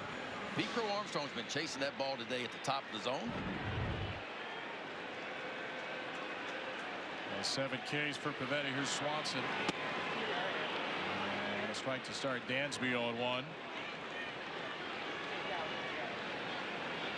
223 home runs in the regular season for the Chicago Cubs, 6th in baseball. They go back-to-back here in the 5th.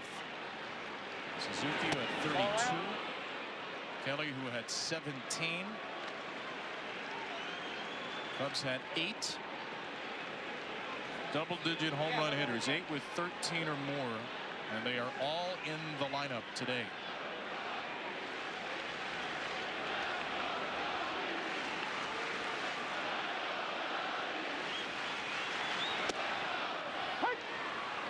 One-two.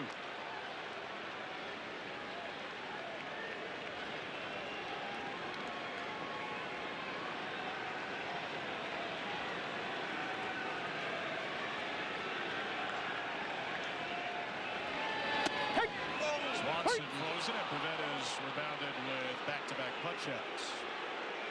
Big-time pitch right there. Freddie Fermin had rocked to the outside part of the plate. 2 more games to go in the wild card round. It rolls on tonight over on ESPN with the Red Sox and Yankees, followed by the Reds and Dodgers. 6 Eastern, 5 Central, 3 Pacific for the first one. Reds, Dodgers 3 hours after. Available on ESPN and also on the ESPN app.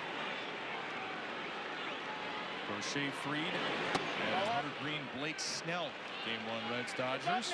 Already have a Game 1 winner in Cleveland. Tarek Skubal struck out 14 in 7 2/3 Detroit, which collapsed at the end of the season. Takes Game 1 2-1 from the Guardians. So they are 1-1 away from the American League Division Series. I guess Tarek Skubal's healthy. 14 punch outs. It's decent. That'll play. Cleveland could not beat Tarek Skubal for a 3rd straight time, and that's the American League bracket. Best of 3 wild card series. The Mariners, who were one of the hottest teams in baseball down the stretch, await the winner of that series.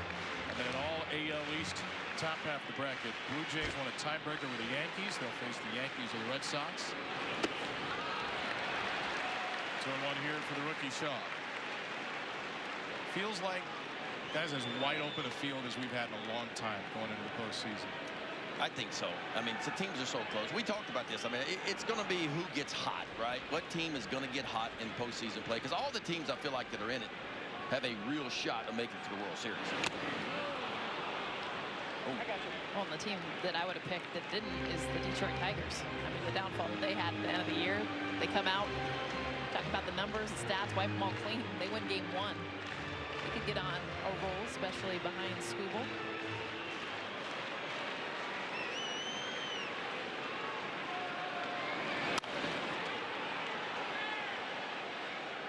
Will get out of play from Shaw, still 2-2.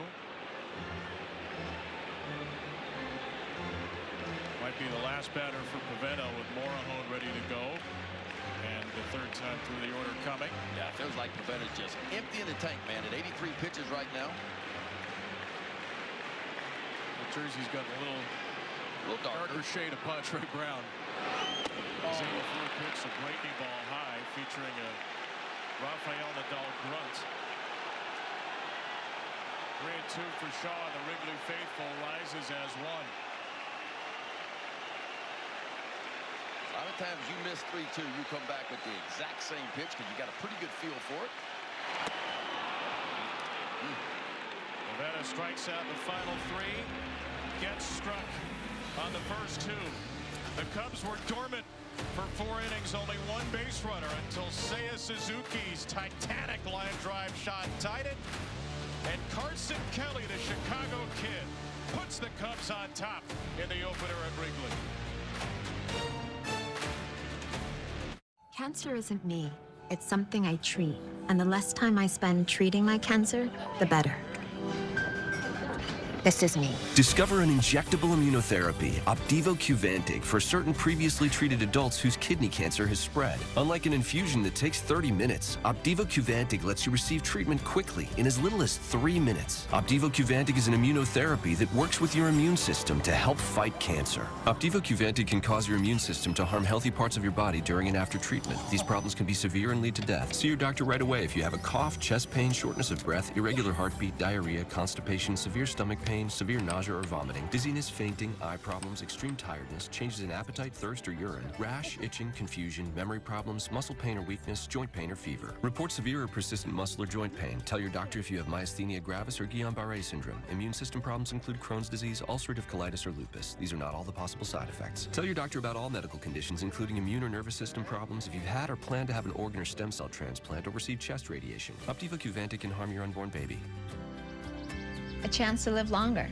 A treatment that's faster. Ask your doctor about Opdivo Qvantig. See OpdivoQvantig.com for more information. What you got to say?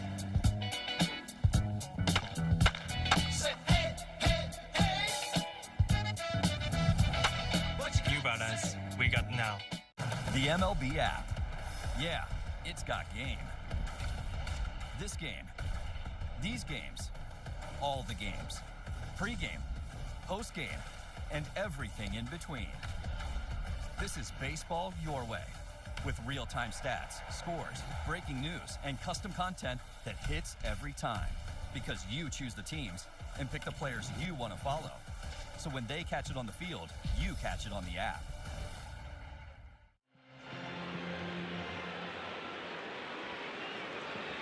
Chicago has the lead for the first time in this Game 1, best-of-3 wild card series. Daniel Palencia gets the heart of the Padres order, and Manny Machado gets 99 up and in. Machado, Merrill, and Bogarts. Padres took a 1-0 lead in the second. They have stranded 4. They've left a runner at third twice. Good luck. You're going to chase that one. Good luck. How about a hundy up and in? Daniel Palencia, who began the season in AAA Iowa.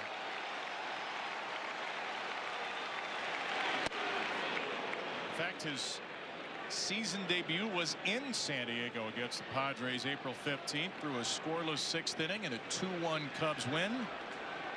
He's pitching in the 6th inning with a 2-1 Cubs lead all these months later.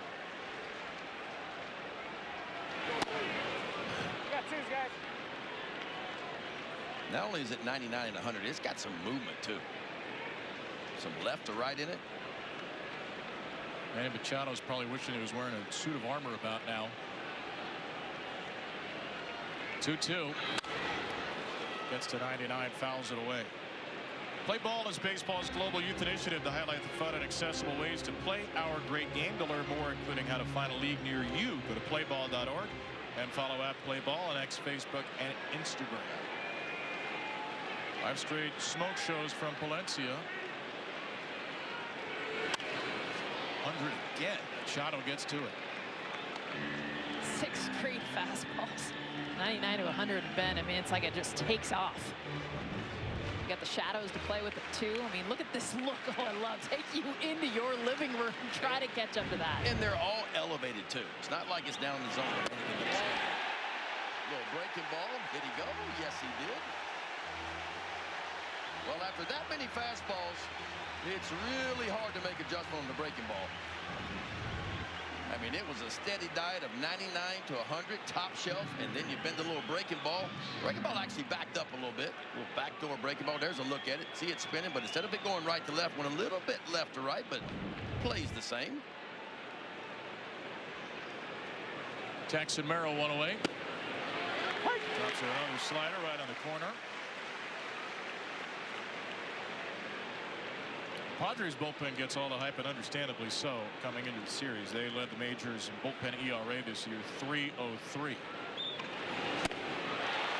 But the Cubs down the stretch were just about as good, and the stuff they have now with Palencia, with Brad Keller, with Andrew Kittredge, and a couple others can go toe-to-toe with anybody.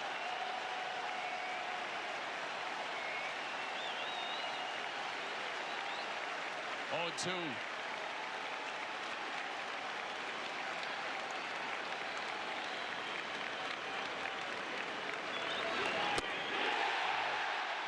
Come on now. How about 101? This is what I call some good old-fashioned country hardball right here. Here's my best. See what you can do with it. And it is a smoke show right now by Valencia. That's all he's got right down the gut, and he is fired up right now. And he is bringing the noise. Cubs strikeout rate 4th worst in the bullpen in the first half, 4th best in the second. Almost feels like the Padres should get to use aluminum bats right now to even it out. And you got the shadows. I mean, literally could not be in a worse position, too. Once it gets to that halfway point between the pitcher and home plate, that's when it's at its worst. Bogart's left center field. Daniel Palencia gets 5 outs for just the 3rd time this season. Feels like he could get 5 more.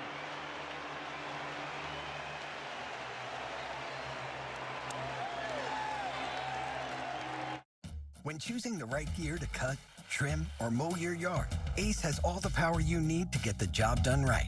Because gas or battery, your local Ace is the destination with the best power brands all under one roof, like Steel, Ego, Milwaukee, and Toro. And with free assembly and delivery or ready for pickup in 15 minutes, conquering your outdoor projects has never been easier. Around the block, what you need in stock, with service so good it's guaranteed. Ace is the place with the helpful hardware, folks.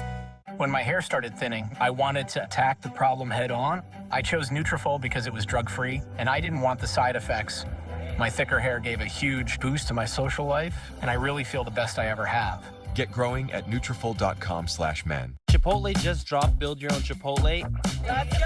A mini Chipotle experience at home. It feeds 4 to 6 people. We have a lot of food here. Lots of protein, rice, and beans. Everybody can make whatever they want, and there's plenty to go around.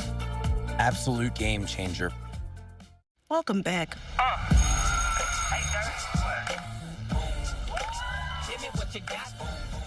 So excited. Everyone, Ms. Tees will now have 40 students. And I, for one, am excited to see if it will break her. It won't. It might. I like that. Promise not to let go. I got you. I like that. You promised you wouldn't let me fall. Same old habit. I like the way you do that right there. Right there. What the heck is that? Take cover!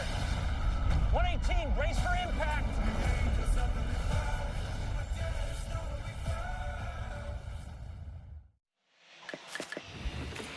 Nine Ks, 5 innings pitch for Nick Pivetta, and how he's done it was the fastball, just getting up in the zone, swing and miss, very consistent, over 80% just on that fastball. So what do the Cubs do in the 5th inning? We're going to adjust. First of all, get the fastball a little bit more down in the zone and hittable. And oh yeah, try to elevate against me again. You saw Suzuki and Carson Zelli go back-to-back on that same fastball. Make those adjustments 2nd time through the order. Good enough for a 2-1 Chicago lead. And Pivetta turns the ball to Adrian Morejon, one of the best left-handed relievers in baseball. He has been busy, too, making his 76th appearance of the year. Sinking fastball leads the way, and it's a high velocity as well. Fastball is going to average 98. Morejon to show you a little slider, changeup, and a cutter as well. It's maybe the only time I reference a reliever win-loss record, but it is germane to showing how many big spots Adrian Morejon pitches in. Out of the bullpen, he is 13-6. Yeah. This guy has a trust factor like almost nobody else in baseball, and Mike Shield would have preferred giving him the ball with the lead, obviously, but anytime he gives Adrian Morejon the ball, he feels good. Yeah, Morejon, an all-star this year.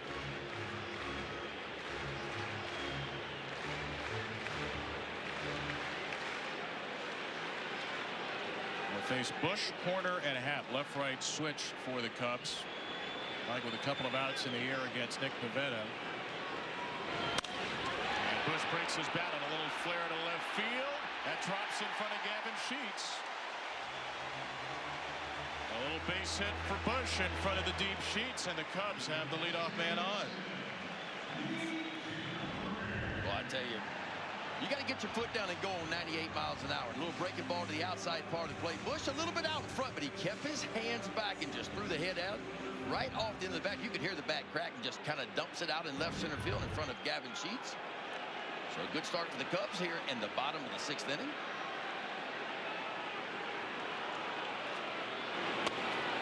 Let me ask you guys this. If Ramon Laureano's healthy, is that a ball he catches in left? Or is it a little too deep? No, I mean, look, Sheets does a nice job out in left field, in my opinion. But Ramon Laureano, I think, maybe a step faster in the outfield. Probably a ball that he gets to. Maybe it's a diving catch, but it's a ball he probably gets to. It's also just reads. I mean, it's about how he reads the ball, being so comfortable out there. And it's hard to know, but I think that's a ball that gets caught. Laureano out with a fractured finger for at least the wild card round. They hope they can get him back at some point. They keep moving. Pointer up the middle. That sneaks through Bogarts. Bush will hold at second. And against the often unhittable Adrian Morejon, the Cubs have a couple of balls placed brilliantly for 2 hits. And it's on the non-fastballs, too. I mean, that's the biggest thing that the Cubs you'll also see do. This is the changeup down below the zone. But for Nico Warner, this is his game. I mean, he's able to hit pitches out of the zone, find a way just to get enough. I mean, look at this pitch. It's still continuing to break down below the zone. Now on a slider, then the changeup, back-to-back hits to start off this 6th inning. Ruben Niebla coming to the mound again. Ace has all the power you need to get the job done right. With the best power brands all under one roof, like Steel, Ego, Milwaukee, and Toro. With free assembly and delivery or ready for pickup in just 15 minutes. Ace is the place with the helpful hardware, folks.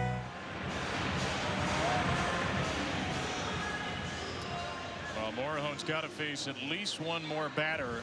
San Diego is going to get Mason Miller up. Or break glass in case of emergency, right-handed here in the 6th. Jess, you mentioned the Padres. They're such a contact-oriented team, and that's their profile. The Cubs aren't that far off, and they just got a couple of hits on 0-2 counts against Morejon. 2-strike counts on good 2-strike pitches, too. That's a huge part of their game. 8.5 with a chance to extend the Cubs lead in the 6th. First and second, nobody out. Happ will swing away. Brown to change up foul.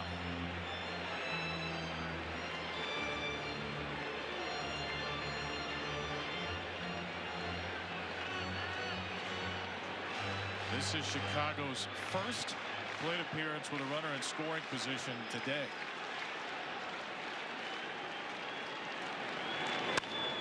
Down to third, Machado snaps one to second.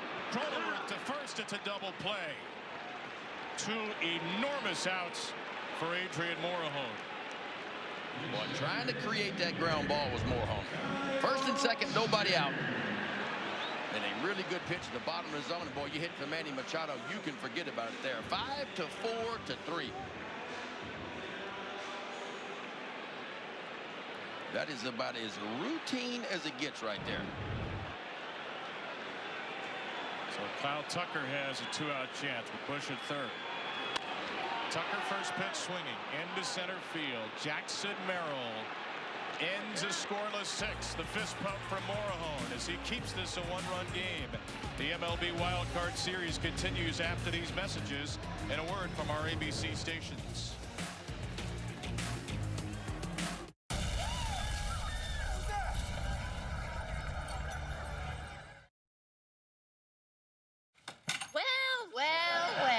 We've been waiting for the season premiere of the #1 new comedy, Shifting Gears. Tell me you're using protection. You are not ready to be a parent. Whatever. With big surprises. Dude, are you hiding? Big guests. Oh, you met someone. Lucky for you, she has low standards. And a big home improvement reunion. Hey, buddy. Oh, boy. Shifting Gears, season premiere Wednesday on ABC and stream on Hulu. That guy's a tool. We form a bond stronger than blood, because ours is a family forged in fire. We have a major storm heading towards Nashville. 911, what's your emergency?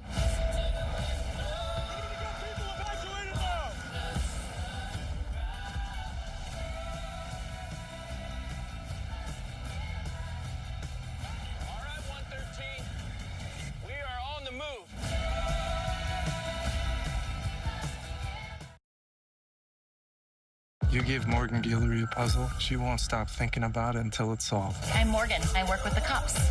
I see the world a little differently. Did you just try and chase after a sports car? It was an instinct. This might be the best day of my life. This is a meal. We're talking tender steak. We're talking cheesy. We're talking dipping in a dip-sized soup. Well, get a dip of that. Ciabatta dippers are back. It just feels good at Panera. Nature's Bounty. Your heart is a muscle that never gets tired. Your skin renews every 27 days. Your body is brilliant. Nature's Bounty has solutions to supplement all of you. Nature's Bounty. It's in your nature.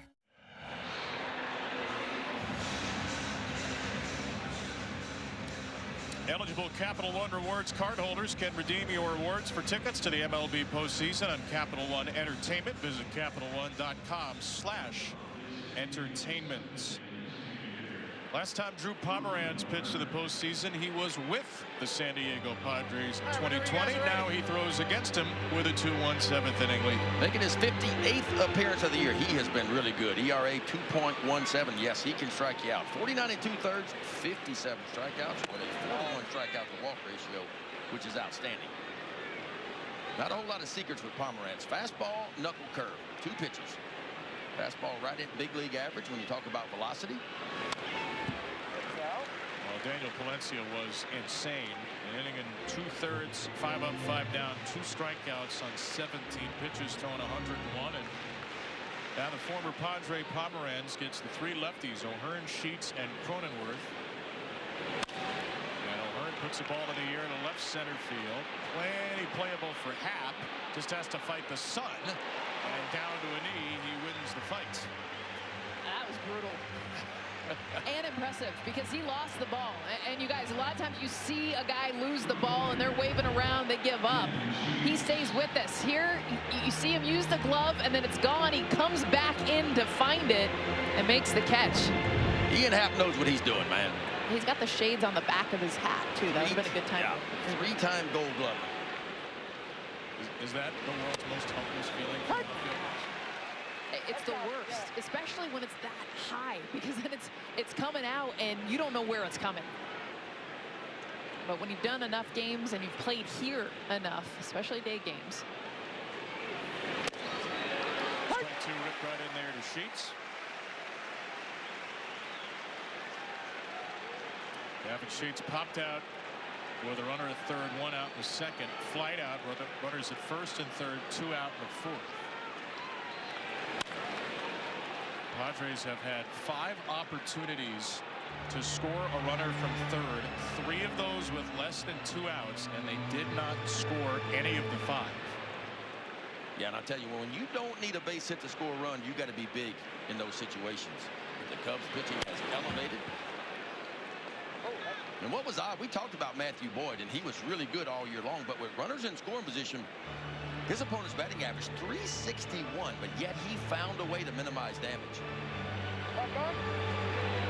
Padres went just 2 for 7, and one of those was an infield single that didn't bring in a run. Runners in scoring position. Another 0-2. Fall down. Sheets takes ball 1. Well, when you throw one right there as a pitcher, especially with 2 strikes, you start thinking, okay, is he seeing it that good? Or did I just fool him? Sheets hits this one pretty well to right. Suzuki will get there. UFC 320 Saturday night. T-Mobile Arena in Las Vegas is highlighted by 2 title fights. The light heavyweight and bantamweight belts are on the line. The prelims begin at 8 Eastern. 5 Pacific, the main card at 10 Eastern, 9 Central, 7 Pacific on pay-per-view. Go to ESPNplus.com/PPV. 7 up, 7 down for the Cubs relievers. San Diego with a little taste of its own medicine as Cronenworth lobs a ball into the seats. Andrew Kittredge, another deadline pickup, up for Chicago. It's been Palencia and Pomeranz. The big right-handers yet to come are Kittredge and Brad Keller.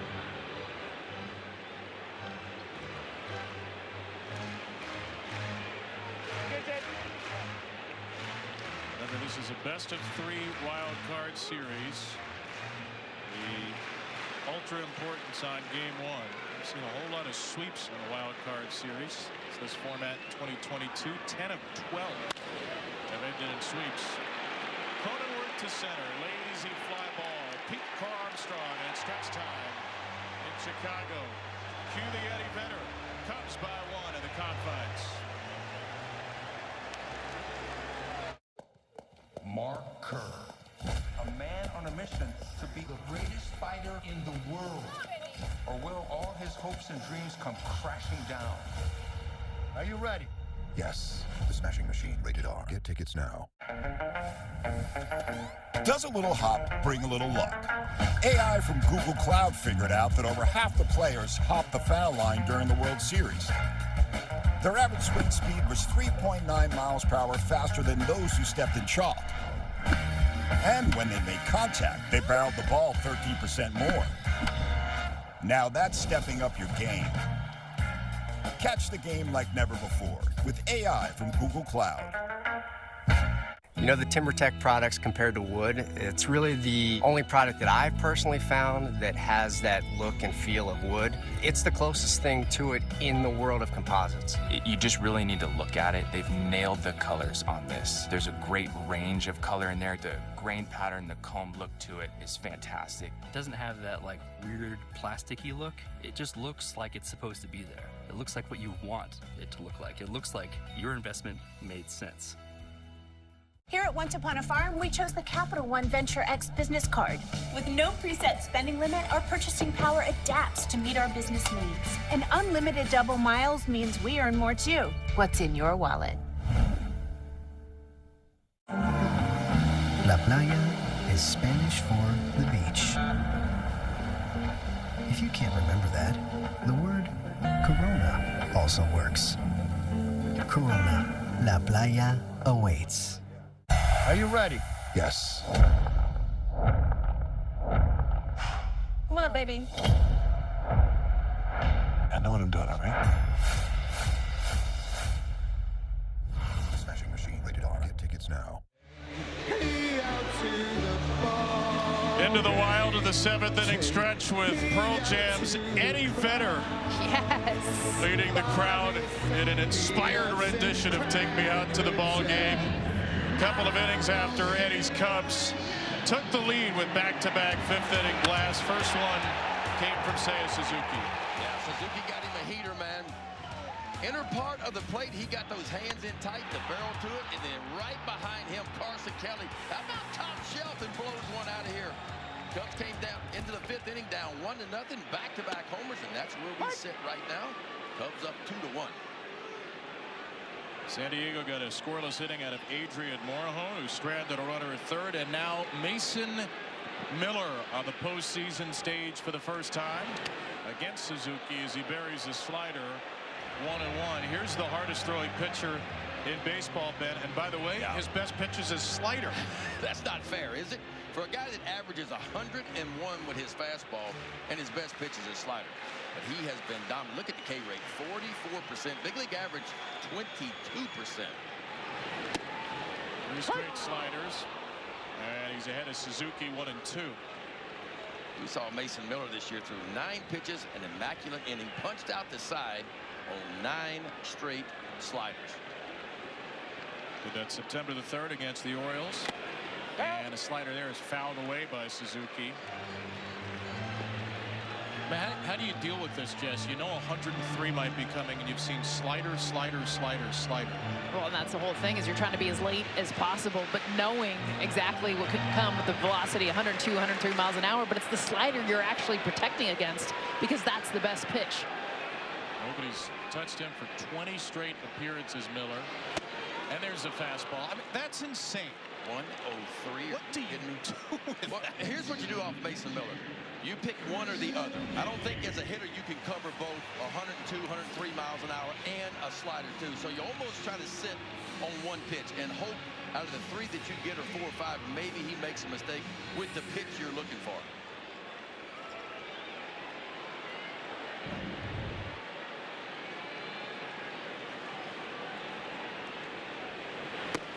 One to Carson Kelly. Let's go back down to Jesse. Yeah, guys, I talked to a Cub the other day about the prospects of facing Mason Miller in the shadows, and he gave me a one-word response. Oof.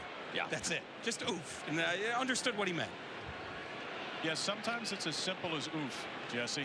That's an oof swing from Kelly at 102. And it's not just 102 or 103. It's on the edge, too, it feels like.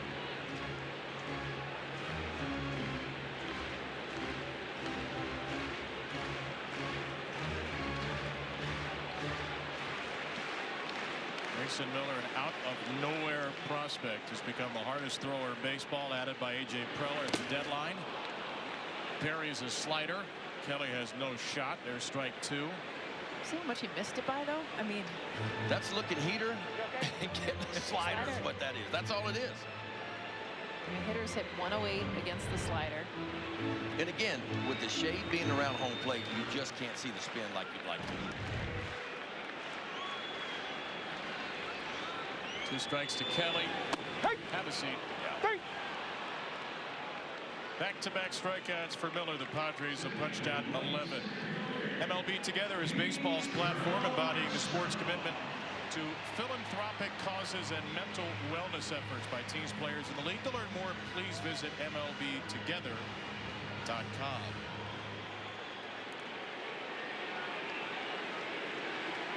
Two down for PCA. Cubs by 1 here in the 7th. And Carl Armstrong misses 102. Mason Miller, drafted in 2021 by the then Oakland Athletics, who did used to play there, out of Waynesburg University and Gardner-Webb. Not the first 2 choices you'd expect for a guy who throws 101. Miller, who was pitching at Waynesburg in Waynesburg, Pennsylvania, couldn't figure out why he was getting so fatigued. Got diagnosed with type 1 diabetes, and that enabled him to make changes to his body and his routine, and ended up as this incredible flamethrower. Played a year at D1 at Gardner-Webb. These took him in the 3rd round in 2021.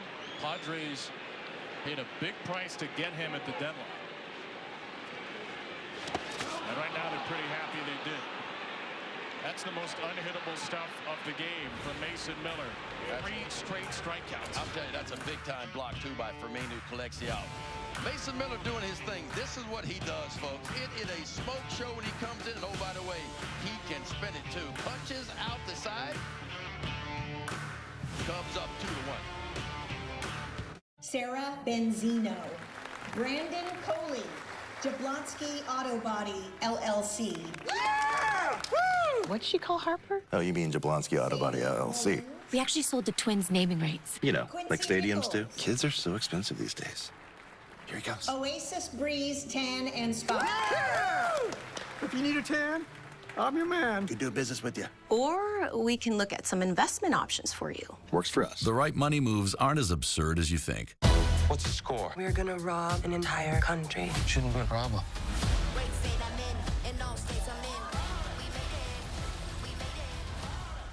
Merry Christmas, Scofield. Play Dirty, rated R. Coming soon, only on Prime.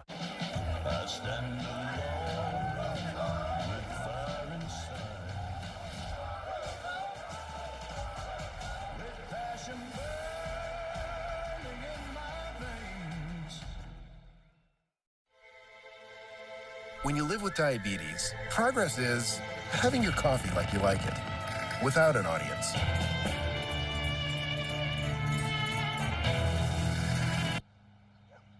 The Freestyle Libre 3 Plus sensor tracks your glucose in real time, so everyone else doesn't have to.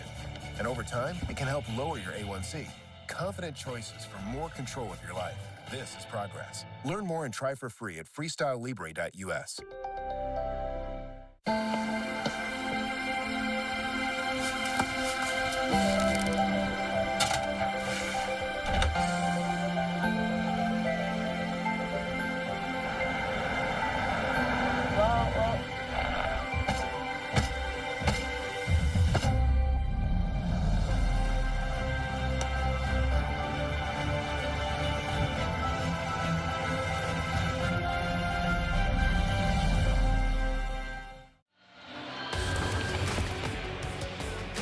First of two National League games today at 9 Eastern. The Dodgers' title defense begins against the Cincinnati Reds. Winner of that wild card series gets the Phillies. Winner of this gets pocket pancake Pat Murphy's Milwaukee Brewers, the best record in baseball.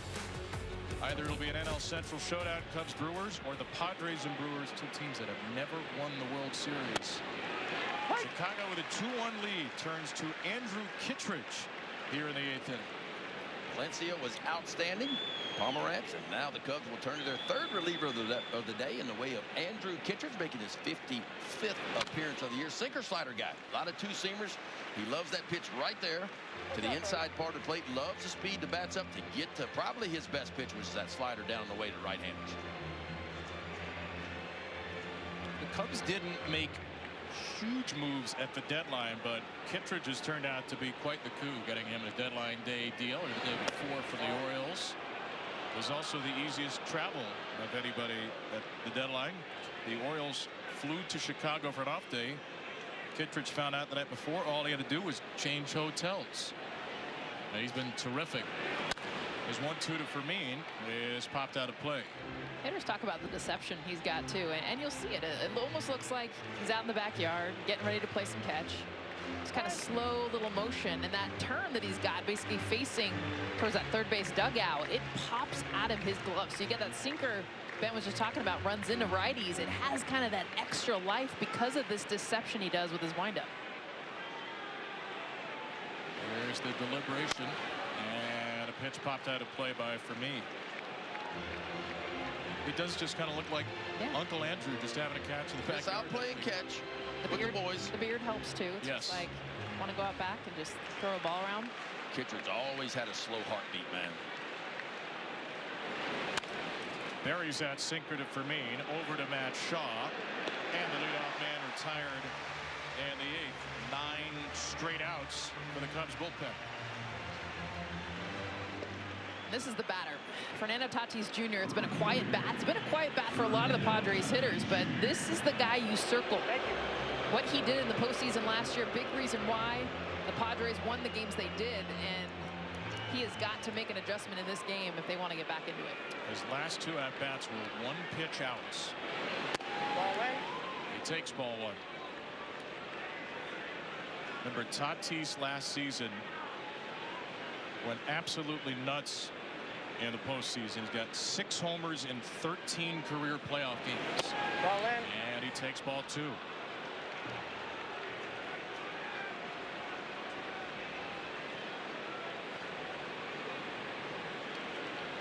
Just 26 years old, Fernando Tatis Jr. going into his own with San Diego. Like Schultz said, he's really starting to find his voice in the clubhouse. A couple of years removed from missing a full season because of injuries, a PED suspension. He's matured since then. His game has rounded around into one of the best all-around players in the league. And he takes a backdoor slider right to the edge for strike 2. I don't know if this clips the zone, and Tatis is upset about it. It gets dropped too, which adds to it, but that pitch looked like it was just off the plate in. Well, Tatis, and you talked about it, Jess, he's been letting that ball travel a little bit more lately. As a pitcher, when I see you letting that ball travel, I'm working to the inside part of the plate, and everything, two-seamer and the slider's been front door so far. He goes to the back door and strikes him out. Drops the slider over the outside corner. 2 down in the 8th.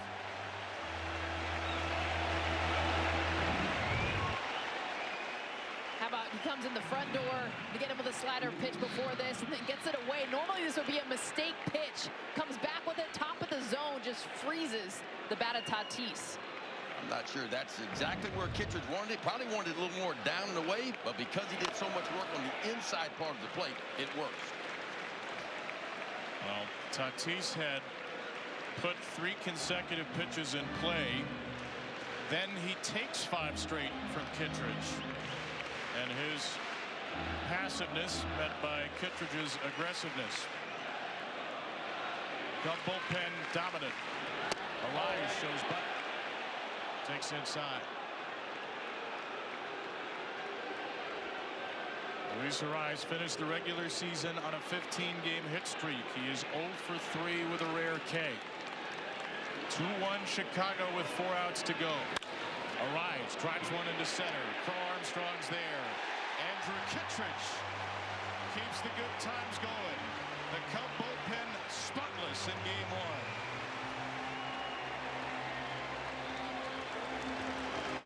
911 Nashville premieres October 9th on ABC and stream on Hulu. No way. How's it going?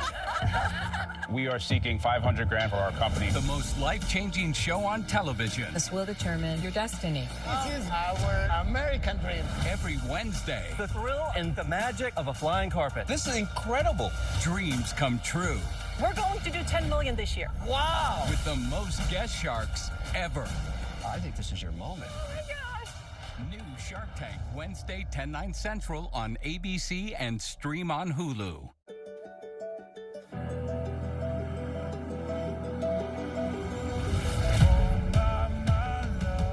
What the heck is that? Oh my God. Everybody, take cover! 118, brace for impact.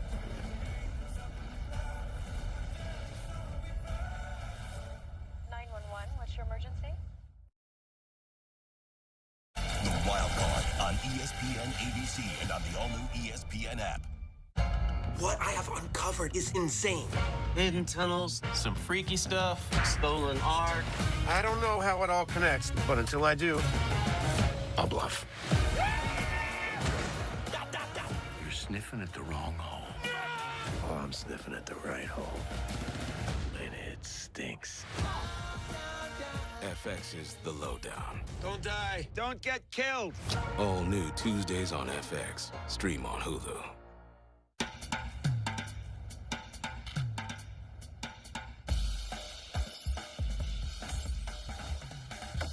Oh, man. You won't believe where I am. T-Mobile has the best network. How will you use it?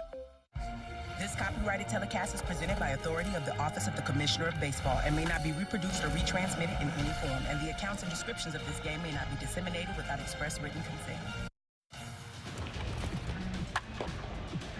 Alex Bregman batting third for the Red Sox tonight, who will visit the Yankees coming up at 6 Eastern, 5 Central on ESPN. Game 1 of their best-of-3 wild card series, followed by the Reds and Dodgers, ESPN and the ESPN app. It'll be a great environment at both of those places. There's not going to be a beer snake like this. Nobody does cup snakes like Wrigley. And the Cubs fans have had a lot to enjoy today. Their pitching has been magnificent. Boyd, Palencia, Pomeranz, Kittredge. 2-1 lead for Chicago. And now the former Cub, Jeremiah Estrada, takes over in the 8th. Yeah, Estrada's had himself a nice year. 30 holes. That leads the Padres. Tied for 5th in the National League. He gives up a line drive base hit to Dansby Swanson. The 6th hit for Chicago, and Swanson with his first. Down here at the bottom of the order, too. This is the length that the Cubs have. Continuing to get hits and just finding that fastball. Gets the four-seam, plops it into left field. Continuing to move this order. Matt Shaw in the 9-hole and then back up to the top. You haven't seen a stolen base try yet today. Swanson 20 out of 23 for a Cubs team that loves to run. Matt Shaw, who does not have a sacrifice bunt this year, squares around on ball 1. Cubs would love to pick him up a little insurance run here late in the ball game. With the insurance for Brad Keller, it appears, with the heart of the Padre order, Machado, Merrill, and Bogarts due up in the ninth. Again, Shaw squares, and that's a strike called. Haven't seen that one called very often today. Eric Bacchus a little bit expansive. Different story next year. ABS is coming. It might be a helmet tap. Might be a little hat tapper. Shaw squares again, pulls back ball 2. Did he offer at the 1-0 pitch? Well, let's take a look at it. No. I mean, like a psych, bring it back.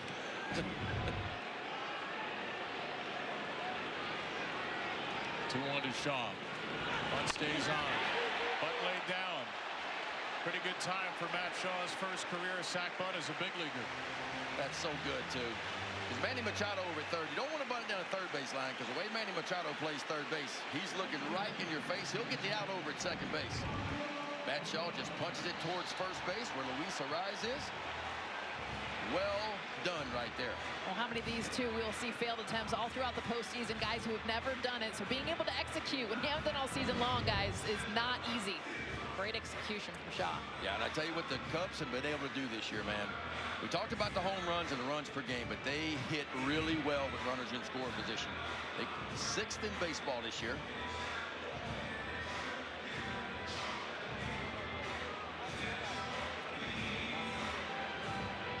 Wear what the players are wearing on field during the postseason. Check out the largest selection of authentic caps, hoodies, t-shirts, and more. Visit MLBshop.com for your favorite postseason team gear. Not only was that Matt Shaw's first sacrifice bunt in the big leagues, guys, the former first rounder laid down his first sacrifice bunt since he was a Maryland Terrapin in college in 2021. Probably the exact same stakes for the Terps in the Big Ten, I imagine. Looks like they're going to walk Michael Busch. Yeah, the Cubs will set up a righty-righty with Nico Horner. That's the first walk for Chicago today as Busch reaches base for a second time.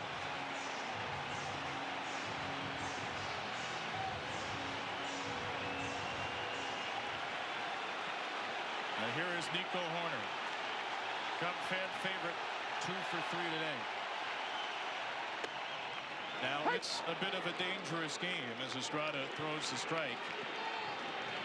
Facing Nico Horner with runners in scoring position. Only Bo Bichette of the AL East champion Blue Jays had a higher average in these spots.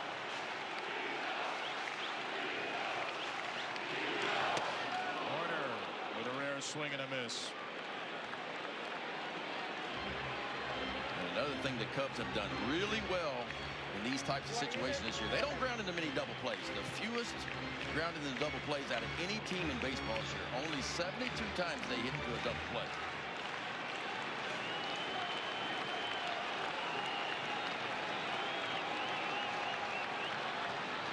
Swanson and Busch the runners on 0-2. And the dirt gets away from Fermin. Swanson to third, Busch to second. As the Cubs read the dirt ball well for a wild pitch. Yeah, Freddie Fermin had been really good today. He had blocked up a lot of balls in the dirt. This ball just kind of gets away from him. Looked like a breaking ball. There's a good look at that breaking ball. But see, it's overcooked right there. And you see how he never could square his shoulders as a catcher. You want to be able to move quickly and be able to square your shoulders up to home plate where the ball hits your chest and lays in front. He never got turned all the way around, but that was a tough chance. Infield in 1-2. Hunter center field. Merrill from shallow center. Swanson back to the bag at third. Merrill's throw home off the mound. Cubs extend the lead on a sacrifice fly from Horner, and it's 3-1 Chicago. That's what you call understanding the situation. You can see Nico Horner, he wasn't going to do a whole lot to this. He knew the runner was at third base, less than 2 out. He just wanted to shorten his swing and just put a ball in play. See that little short swing? He just jabbed at it. That's understanding the situation. Shoves it deep enough to push home Dansby. Swanson Cubs up 3-1 now.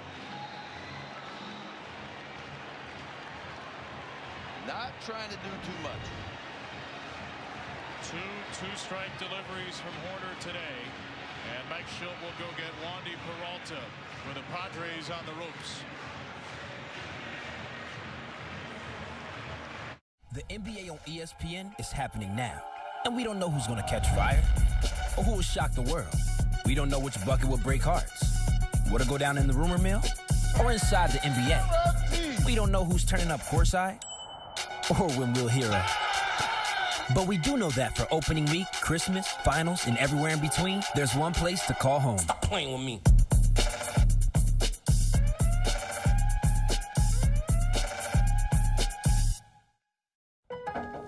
Lowe's knows Sundays hit different when you earn them. You ready? It's Saturday. Dave's ready. Dave George ready. He's miles ahead of you. We flying, Dave. Call! Let's go. Plenty of runtime, and it's even got turbo mode. That's what they called me in college. No, they didn't. They called me a lot of things, different things. I bet they did. We'll take it. We got a Sunday to earn. We help you tackle that project by Saturday so you can earn your Sunday. Lowe's. When my hair started thinning, I wanted to attack the problem head on. I chose Nutrafol because it was drug-free, and I didn't want the side effects. My thicker hair gave a huge boost to my social life, and I really feel the best I ever have. Get growing at Nutrafol.com/men. Chipotle just dropped Build Your Own Chipotle. Let's go! A mini Chipotle experience at home. It feeds 4 to 6 people. We have a lot of food here. Lots of protein, rice, and beans. Everybody can make whatever they want, and there's plenty to go around. Absolute game changer.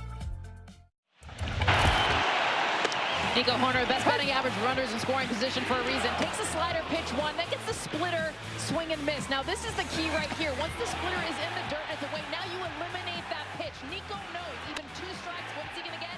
Goes back to the slider. Again, he's got the average and the consistency because he understands 3/4 swing with 2 strikes. He knew what he was getting, got enough to get another run in for the Cubs. Now a 3-1 lead as Mike Schilt turns to his 4th reliever of the day, Wandy Peralta. 2 outs. Michael Busch at second and Ian Happ batting. Yeah, Peralta 71 appearances this year. He has certainly been busy. Sinking fastball leads the way, and it's a changeup slider. After that, he'll throw you an occasional 4-seamer, but he loves that 2-seamer. Turnaround Happer was 0 for 3.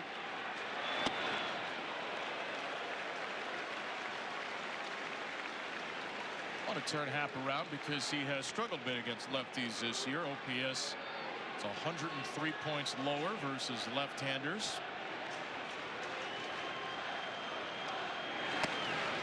Well, the Cubs with a couple of long balls for the first 2 runs. And a base hit, a sac bunt, an intentional walk, a wild pitch, and a sac fly for the 3rd. The bullpen's been perfect. The back half of what I just said sounds like your typical Padres win. But this is what the Cubs do. They have that power element in addition to the contact they make, in addition to the arms they've developed and acquired over the year. They are 3 outs away from a Game 1 win as Happ knocks a changeup out of play. Well, it just goes to show you how many different ways the Cubs can beat you. They can beat you with the long ball. They can beat you with the defense. Cheers, guys. We talked a lot about the Padres bullpen, but I tell you what, the Cubs bullpen has been outstanding to this point. It's not like it's a bad bullpen. I mean, look, it's top 10 in baseball.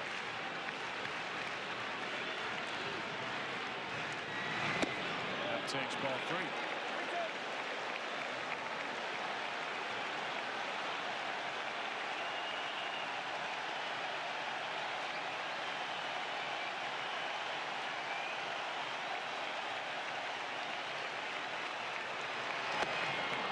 Strikes out. A changeup by Peralta, the signature pitch, ends the inning. Cubs get 1 more. Part of the order for San Diego coming up. Padres need 2.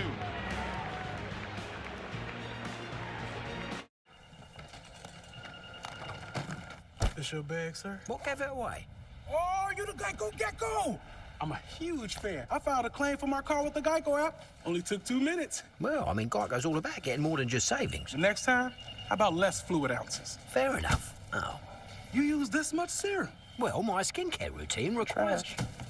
And a pump top? It's gonna make a mess. Well, I'm taking this. You took all of them. Get more than just savings. Get more with Geico. Have a nice flight. The way of water connects all things. This Friday, experience the movie event that made history. The way it was meant to be seen back on the big screen. Let's do it. We must protect the people. See it in theaters to catch a special preview of Avatar, Fire and Ash. This world goes much deeper than you imagine. Avatar, The Way of Water, rated PG-13. Carne asada is back at Chipotle. It's our best steak ever. Fresh, no bad stuff. With garlic, Cumin, coriander. It's super tender. juicy. People love it, and it's so good with our new red chimichurri. You're gonna want to put it on everything. 10 out of 10 flavor. Fall, the perfect time for football and feeding it alone. I'm not going to wait to feed my lawn. I'm going to do it during the fall. You gotta feed it. Feed it. Feed it. Boys, what do we tell our neighbors in the fall? Feed it! Strengthen to protect all winter with Turf Builder Winter Guard. Feed your lawn. Feed it. A top 20 doubleheader. Vanderbilt at Alabama. Miami at Florida State. Saturday on ABC. How can you make a child smile? You can give them a gift or tell them a joke. But for some kids, it takes a little more attention from locally trained surgeons, nurses, and specialists. Scan or go online to learn more. San Diego Padres have trailed into the ninth inning 36 times in their postseason history. They're 0 for the first 35.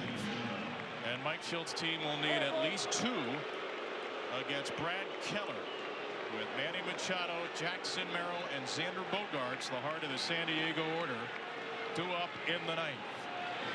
And Machado takes a strike from Brad Keller, who after 234 games, 117 starts, and nearly 800 innings in the regular season, is making his postseason debut. Yeah, he's had a really good year, too. 2.07 ERA, 36 and a third. He has worked. How about opponents hitting just 171 off Keller? Good four-seam fastball. It's going to average 97. A little slider and sweeper as well. A year ago, guys, Brad Keller was cut from the team with the most losses in Major League history, the Chicago White Sox. After some tweaks and a whole lot more velocity, he's trying to close a postseason game on the north side of town. What's Keller got? Just 1 save all year long?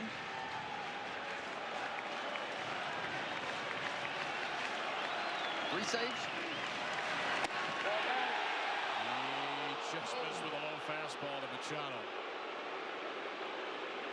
Machado has walked today, and he is still alive because of that airtight pitch at the knees. A 2-2 from Keller. A little ground ball to short. Swanson's been flawless. He still is.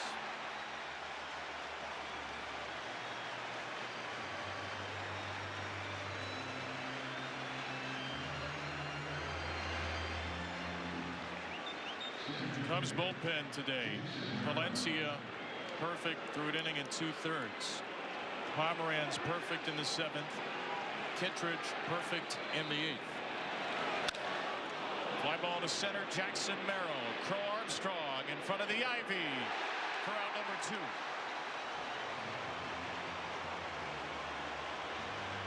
He made this look easier than it was, and we've talked a lot about the sun, but it's also understanding where the ivy, the wall, everything that's coming. This ball continues to carry. Watch PCA just go back and fight that sun. I mean, he's looking right into it. It's the second out of the inning.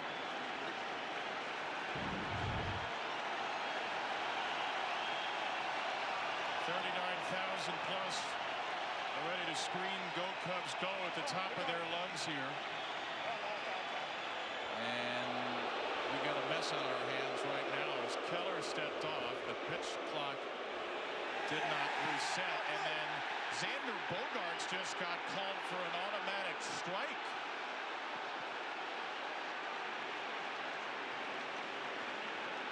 How can that happen? Mike Shilt's getting an explanation from Eric Backus. Remember, a pitcher can't step off with nobody on base unless a catcher comes out for a mound visit. You don't have a disengagement with nobody on base. So Bogaerts was confused, and the 6 umpires will converge in front of the plate.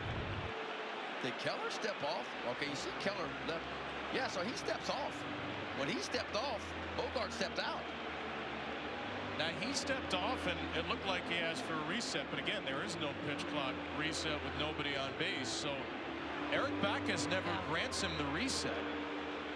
Looked like he said something to Bogaerts right there to get back in.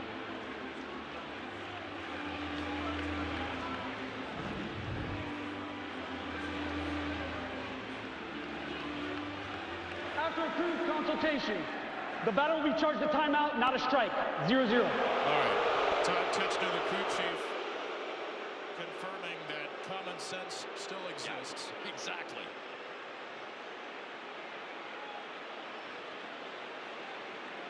So Bogaerts is charged with his timeout. No automatic strike one.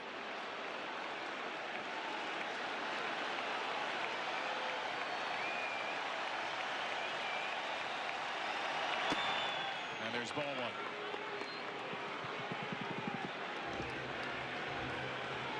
Cubs were last in the postseason in 2020 in front of no fans.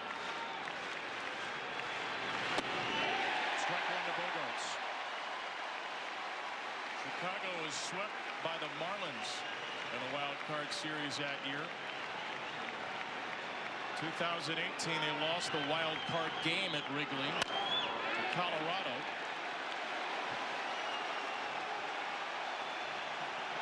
Cub win in the postseason October 18th, 2017 against the Dodgers. A game started by Jake Arrieta.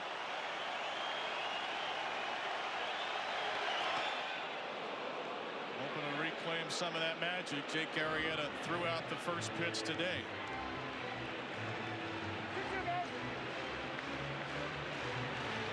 Our 5 Cub pitchers have pitched like vintage Jake Arrieta. 2-2. Just got it. As late as you can possibly swing. I mean, this was no. Okay, yes. That's what you call an emergency hack. Rear end going toward the third base dugout and just emergency hacks at it. But that's what you have to do sometimes when you get food to extend the at bat. That's what you call jelly legging. 2-2 again.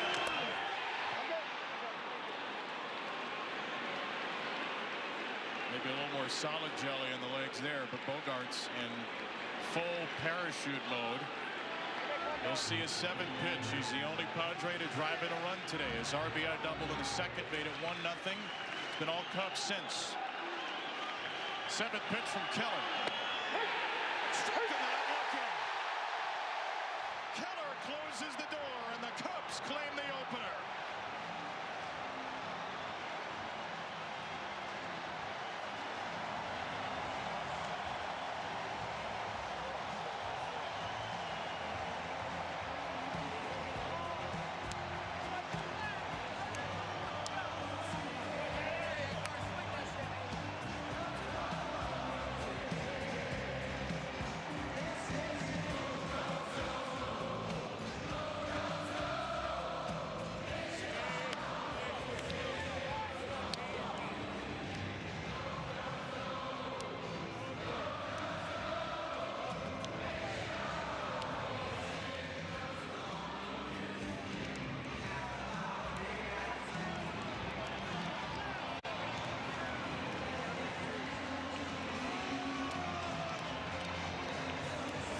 Cubs relievers allow 0 Padres base runners. Palencia, Pomeranz, Kittredge, and Keller after Matthew Boyd got the first 13 outs. And for the first time in 8 years, the Chicago Cubs are postseason winners. How about the adjustments from the offense? I mean, they were getting dealt. for Nick Pivetta, and that fastball elevated in the 5th inning, making those adjustments, the back-to-back home runs, the difference in this game. Yeah, I tell you what, it's not very often you punch out 13 times in a ball game and you don't get not even one base hit with a runner in scoring position and you win the ball game. That's what the Cubs do, and I'm going to give the credit to the Cubs pitching staff. That's what won this ball game. Matthew Boyd got himself a big jam in the 2nd inning, 1 run in, runner at 3rd base, nobody out. He held the line, and then again in the 4th inning, he holds the line again with 1 out, runners on 1st and 3rd, and he navigates through that one. And of course, Cubs bullpen 4 2/3 shutout baseball along the way. To me, that was a difference in the ball game. Carson Kelly caught all those relievers, hit the game-winning home run, and the Chicago Kid is with Jesse. All right, Carson, take us back to the 5th inning.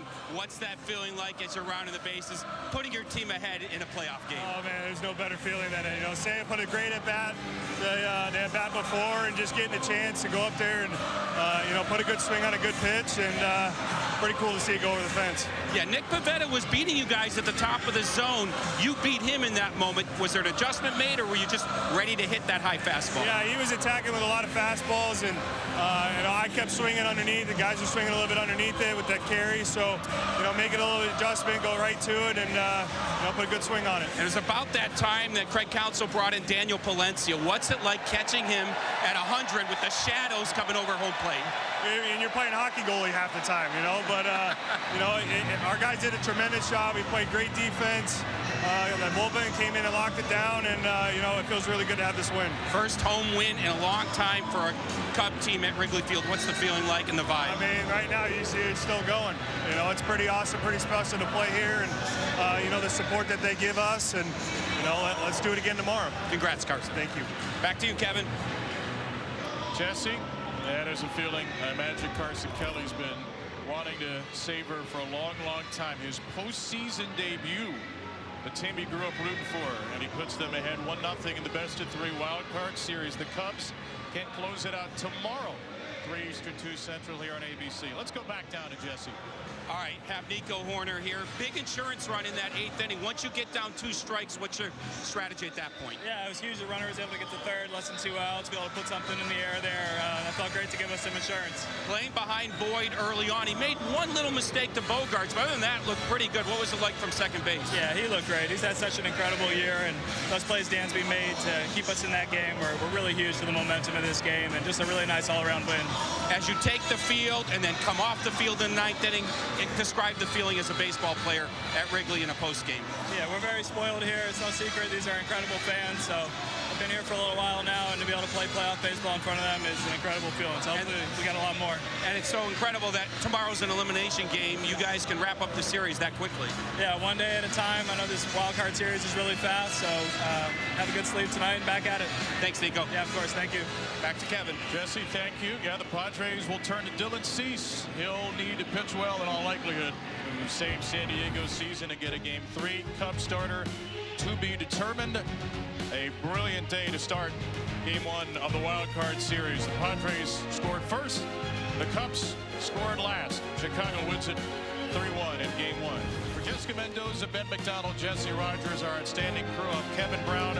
So long from Wrigley Field. Let's get you to Kevin Connors in the studio.